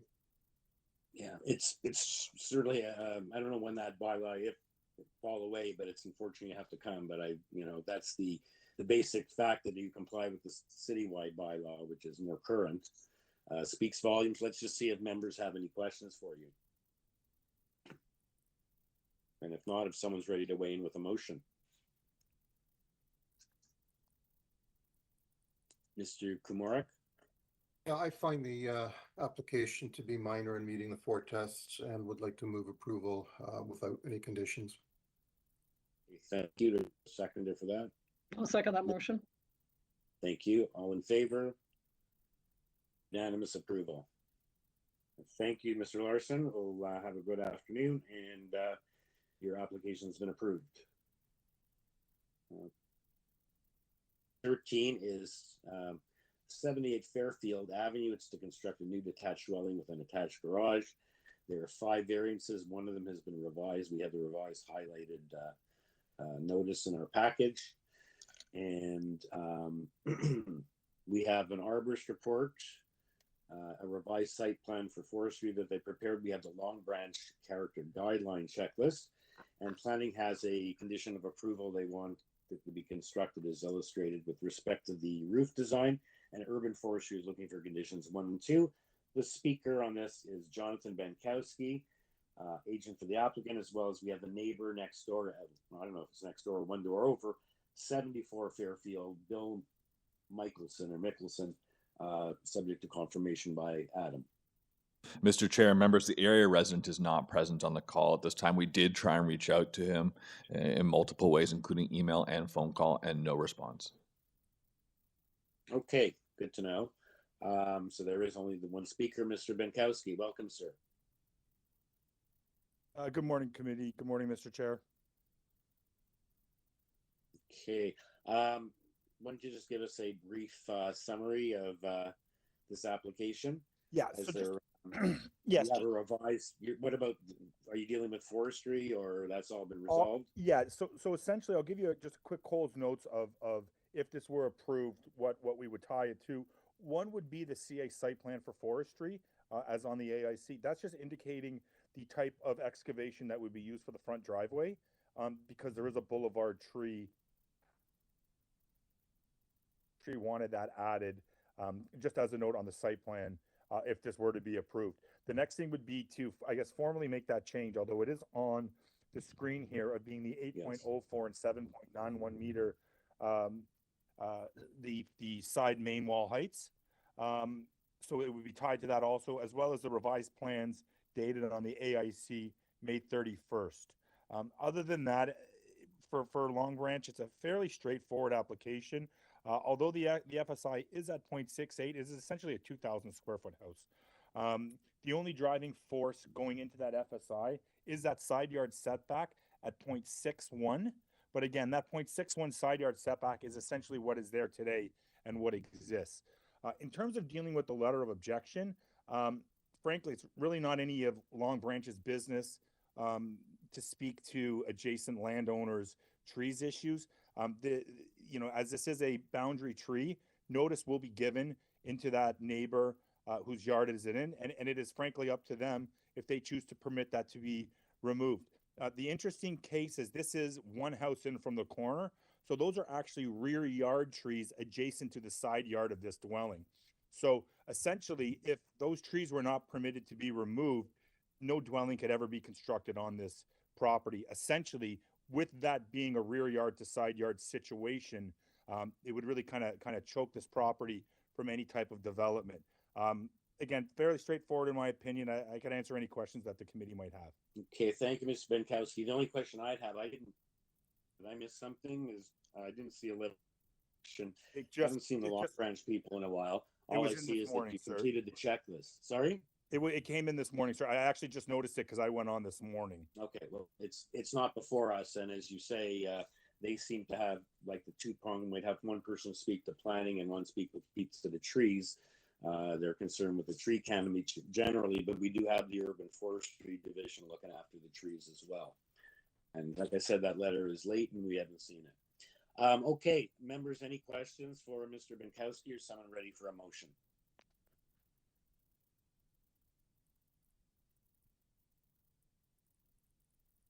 Mr. Taylor? Yes, Mr. Chair. So this is a sort of a modest sized home in a very small lot. I think I'm comfortable that it's compatible with the neighborhood. It's actually quite an eclectic street. There are a lot of little bungalows and big semis, and looks like a row house development at the end of the street. So I think it's what's proposed here is quite compatible. And I wish to move approval of the revised application subject to urban forestry conditions 1 and 2 and the community planning department condition. Okay, thank you. Seconder for that motion?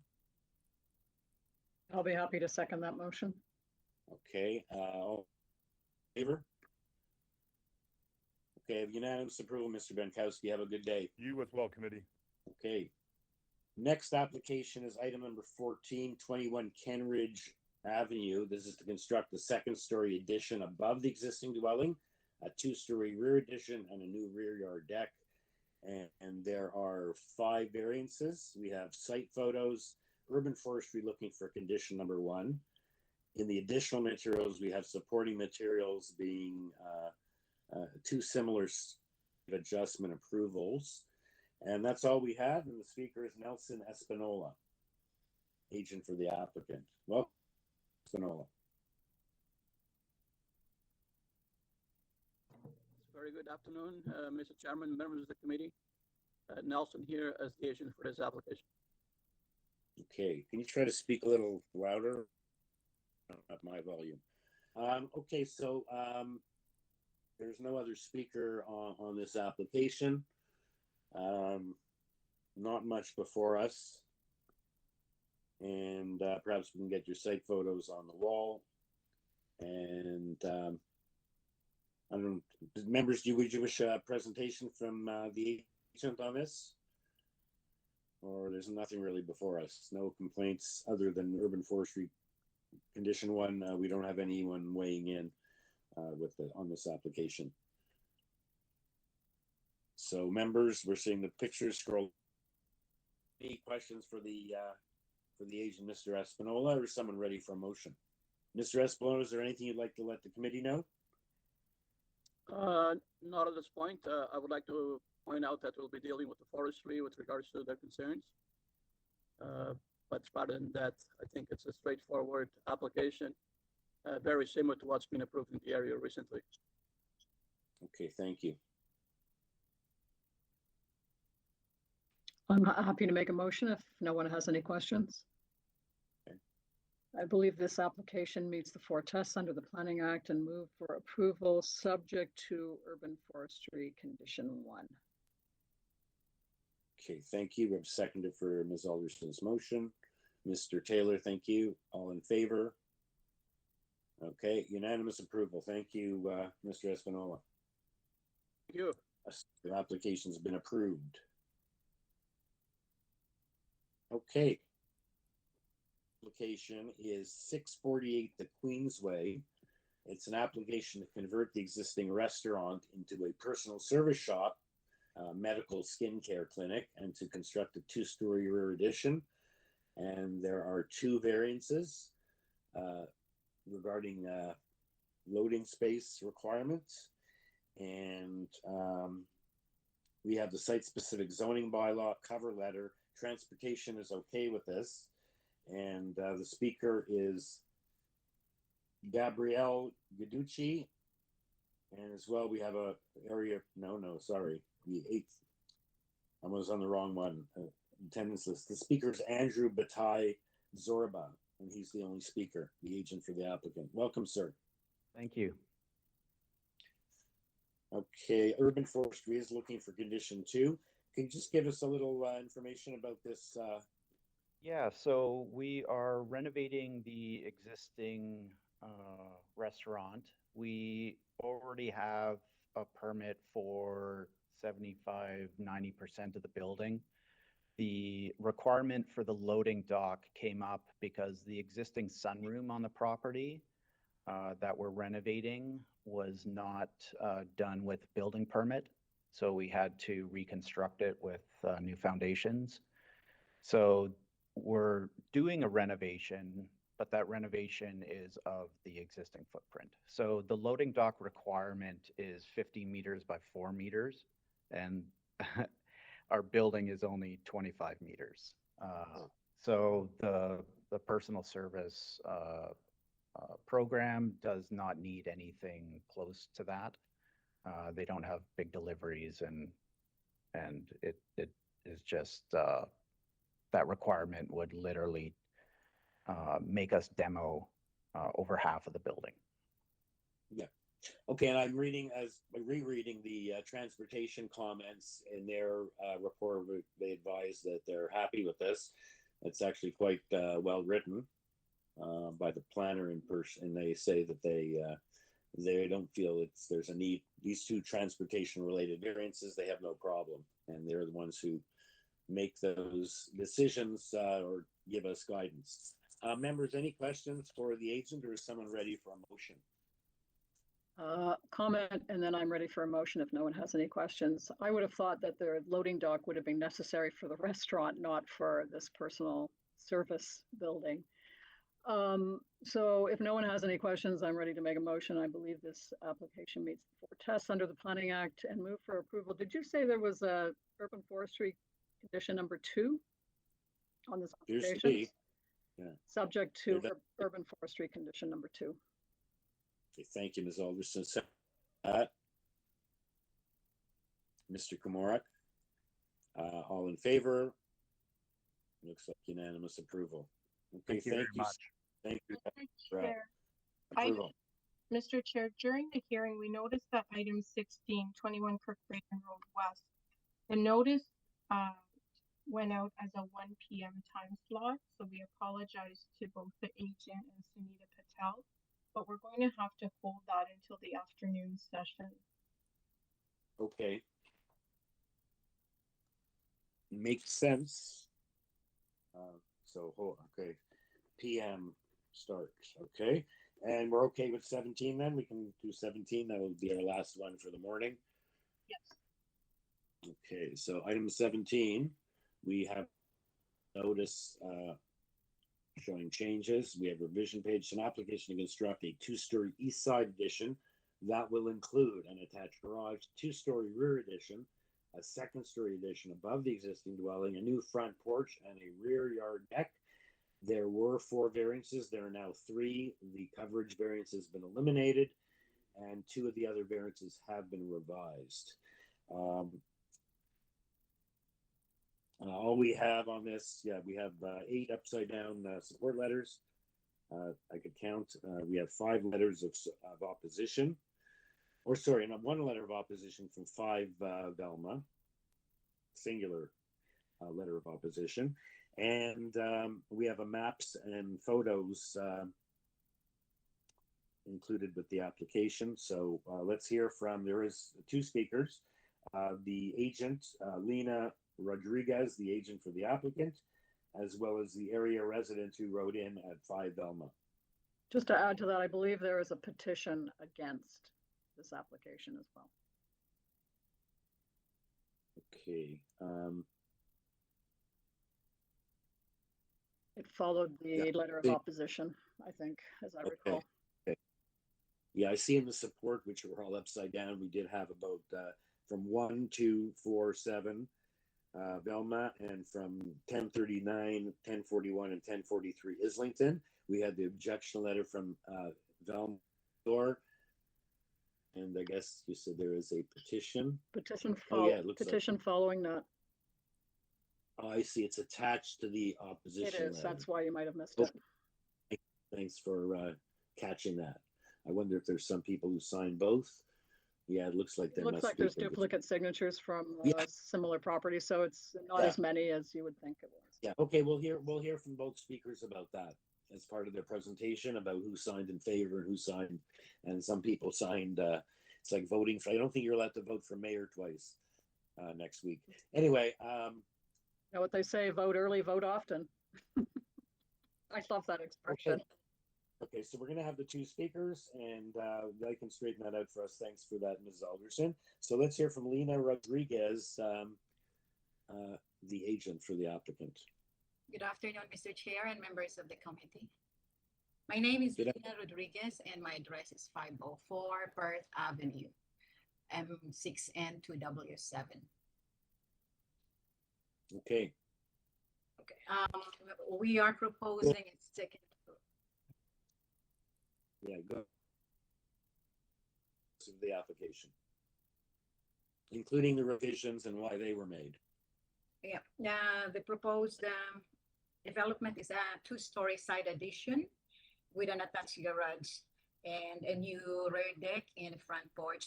Variance number 1 was removed because we already reduced the size of the rear deck, so it's not included in the lot coverage. So the side yard setback was also increased to 0.9 meters, and the FSI was also reduced to 0.61. The changes and the modification of the plans, the revised plans were submitted, and an updated zoning review was also submitted to the file to the committee. And this is all done after we had our consultation and recommendations by the planning staff, Mr. Pavel. So the three variances are, we believe, are minor and will be appropriate for the development of the use of the land and the building. I know that the owner had sent, the owner of the second, the neighbor on number 5 had sent an objection letter. Would you like me to address the objection letter now? You have 5 minutes. You can use it as you wish. Okay. But So, most, yeah, it appears to be their concern is with the side, the setback of 0.09 as opposed to 1.2, which is the requirement, and it is being built on the whole addition is on the east side. So please address that, and you'll have a chance to respond to anything specifically that they say, that the neighbors say. Yep. Yes, because the side yard addition is on the east side, and this is the one closer to the number 5 VELMA. But Yep. the other half of the addition complies with the 1.2. The one that is closer to the property line is the wall of the garage, which is 0.90. And that wall of the garage had no windows or openings proposed. And so is the bedroom above the garage. So that's the wall that is closer to the neighbor. And according to the neighbor, the massing of the massing would be impacting her side there. Actually, there are large windows that are proposed in the front of the house that would reduce the massing. The part of the proposed addition that has the wall closer has no windows or openings. It's also to maintain the privacy for both houses. The only window on that addition wall, where the addition is at the rear corner of the ensuite, and the glass panel where the stairwell is to provide natural lighting to the stairwell. The neighbor has 5 windows there on that side on the ground floor level. The windows that we are proposing is on the second floor level, so it does not, it gives her privacy. We're not looking into her 5 windows on the ground floor level. Also, she is concerned that the character of the neighborhood is compromised, but actually contemporary homes were already built around the immediate neighborhood. Right across the property, number 4 Velma Road, is a contemporary new built house, and there's also number 25 Velma Road, which is also contemporary, bigger house. And on the main street, which is Islington, close by, Islington Avenue, are all new 4-story modern townhomes. So again, she's concerned about the noise and the construction of during construction stage, which will be addressed by the owners and the builders to make sure or ensure the safety measures will be implemented, the cleanup and the proper disposal of debris will be observed, the time for allowed Okay, for construction okay, time. we're not dealing with construction issues, just the planning, so you don't have to address that. Sorry. Anyway, it's you'll have. in you'll her have- letter, so I'm just addressing her letter. So this house actually has no right of way in between 2 houses. There's no right of way, and the neighbors think that her access to the backyard will be impeded, but actually it will remain the same as it will be inside her property. So we're not encroaching, and we're still 1.2 and 0.09 away from our property line, right? And also, Ma'am, if you can wrap up, you're at 5 minutes. Okay, with regards to overdevelopment that she's concerned, actually, the lot area is 465. Yeah, The ma'am, I proposed- think I'm going to cut you off. You'll have a chance to respond as well. You've gone on Okay, for thank 5 you. minutes. Thank you. Thank you. Okay, so we're going to hear from the neighbor. Anyone have any questions for the applicant? Basically, the question is the 1 foot neighbor is talking about overdevelopment being exacerbated on her impact by being 1 foot closer than it is required to be. So that's, I think, going to come down to the position of the committee. Would it be a hardship to give the extra 1 foot versus the additional impact of the 1 foot on the neighbor who's going to be impacted anyway? So let's hear from, if no one has any questions, then let's hear from the neighbor, Maria DiMicino. Mr. Chair, Welcome, Ms. DiMicino. Mr. Chair, members, Yep. Maria's asked to be on video, so I'm going to go ahead and make them a panelist. Maria, you can now turn on your video by clicking the Start Video button. I'll go ahead and unmute you. Go ahead, Maria.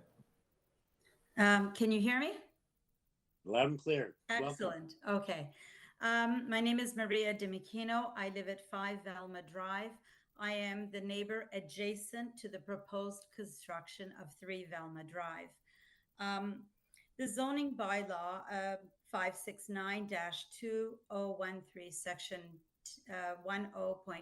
10.20.40.70 bracket 3 bracket C states. Sorry, no need to read out the section numbers. Oh, excellent. Thank you. Just give us Well, the- it yeah, states thank that a minimum required side yard setback is 1.2 meters. The altered dwelling of 3 Velma Drive will be 0.9 meter from the east side lot line. For me, it is important to note that all bylaws are put in place for all to abide by. This is equitable and fair for all citizens of Toronto. The dwelling in question, 3 Velma Drive, does not adhere to the zoning bylaw. I'm strongly requesting for an east side yard setback that complies with a minimum standard of the zoning bylaw of 1.2 meter. My sidewalk is exactly 1.2 meter from the brick wall of my house to the edge of the sidewalk, which is the property line. So therefore, I'm abiding by the bylaw. I'm requesting that my neighbor should have to do the same as well.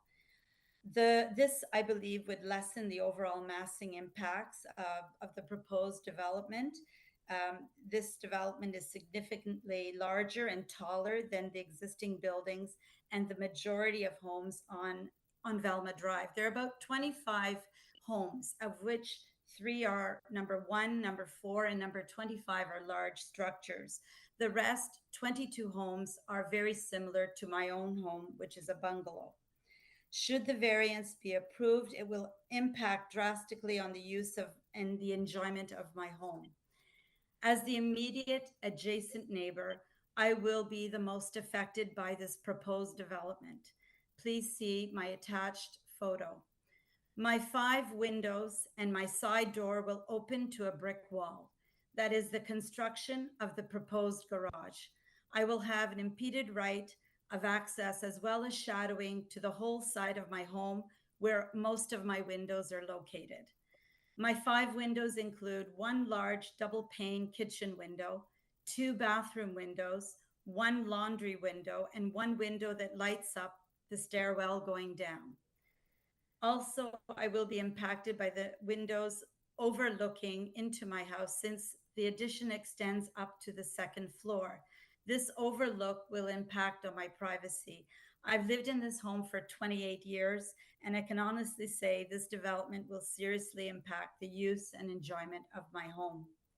The proposed construction of 3 Velma Drive will impact my quality of life. I feel like I'm being put in a coffin alive. The lack of sunlight and confinement of being blocked in by a brick wall will affect my mental health. Furthermore, the proposed development of 3 Velma Drive does not respect and reinforce the neighborhood character. Please see my petition and signatures. My neighbors and I are deeply invested in preserving the integrity and character of our neighborhood. Overdevelopment in our community is heavily on the rise. For example, there is a proposal to demolish the existing single-story TD Bank at 1048 Islington Avenue and redevelop that site with a 10-story residential building containing 175 units. This proposed development is a stepping stone from Velma Drive. The construction of this home, 3 Velma Drive, will further strain our existing infrastructure, including roads, parking facilities, and utilities. This will lead to increased congestion, decreased safety, and decline in the overall quality and life for residents. The construction process will generate increased noise and pollution in the area. This disruption will negatively impact the tranquility and well-being of the residents of Velma Drive. Also, the proposed construction does not align with the existing style and character of the majority of the neighborhood, comprising its visual appeal and sense of unity. Based on the aforementioned concerns, I respectfully request that you reconsider the decision to proceed with the proposed construction of 3 Velma Drive. Alternatively, I strongly request that the Committee of Adjustment increase the east side yard setback of the proposed garage from 0.9 meters to the full 1.2 meter minimum required under the zoning bylaw. Thank you. Okay, thank you. Thank you. Perfectly. It's 5 minutes. You read out your letter to us, so we clearly see what it is. And thank you for not dealing with the construction issue, because that's not before us. So, well, I want to see if the members have any questions. Basically, ma'am, I guess it's the question is that I'm going to ask you for impact. If it was 1 foot further away, is it have an impact on you? You feel that 1 foot difference is, you know, is significant enough on the balance of the rights between the parties? A lot of people come to relief. That's the way we have a Committee of Adjustment. So the question for the committee members is going to be whether that 1 foot is going to make you better off. So anyone else have any questions for Ms. Machino before we give it back to Ms. Rodriguez for her rebuttal? Okay, and obviously that was on the basis of assuming the committee finds the other two variances to be minor. It's the east side setback. Okay, so let's go back to Ms. Rodriguez for her rebuttal to the neighbors' comments and concerns. This proposal is for a growing family. It's a young family. The residents are a young family with a young couple with 2 young kids, school kids, and a big dog. So for them to develop the property, 4-bedroom house is essential for this family. So to accommodate this, a second floor addition is the way to get the 4 bedrooms on the second floor. So the sizes of the bedrooms and the washrooms are shown in the plans are just standard sizes. So the size of the house overall, the GFA is 275 meters square. The addition actually was only 151 meters square. It's the garage is added, it's 29. So it comes to a total of 275. That's why the GFA is 275. The attached garage, part of it was added to the GFA. So I don't think this is a large development compared also to, of course, compared to the bungalows that are only 1 story. But the other new homes that were already built on the neighborhood were even larger and taller than this one we are proposing. And with respect to the side yard setback, so the garage needed that extra space because they have this family is a growing family with a pickup truck, and the size of the garage actually is less than 1.5 garage. So they can just park the pickup inside, but also has to leave at least 3 feet to go through or pass through to the to access the main house from the garage. So again, the bedroom above this garage if you look at the plans again, the size of the bedroom is not large, and it's just enough for a growing child. It's 4 meters by 3.7 meters with an enclosed, with an ensuite and a walk-in closet. That's the extension. That's the only part that was extended to a foot closer to the property line. The rest of the addition is in compliance with the 1.2 setback. So only this length of the garage, which is 6.8 meters, is the one that is closer to the property line. That is 0.9 meters close to the side yard setback. The rest of the house is 1.2. And like I said, it's very essential that the extra space with this 1 foot projection is essential to is an essential living space for the family who's living here. Okay. Thank you. Right at the end, you said, which was something I think, which I was waiting to hear you say earlier, is that the 1.2 or the 0.09, the 1 foot variance is only for the length of the garage being 6.8, and otherwise you comply. I was also asking you the same question, I guess, which you answered indirectly. I was the 1 foot for that 6.8, you need it for a garage. And I was trying to ask in terms of what the impact is on the neighbor of having it 1 foot closer. So I was going to ask you, what's the impact of complying? So you've advised that the rooms would be smaller and that it's only for the point of the garage you need it to make a legal parking spot in the garage. So thank you for that explanation. I think that's what it's at odds for the committee to decide. Anyone have any questions for any of the speakers, or is someone ready for a motion?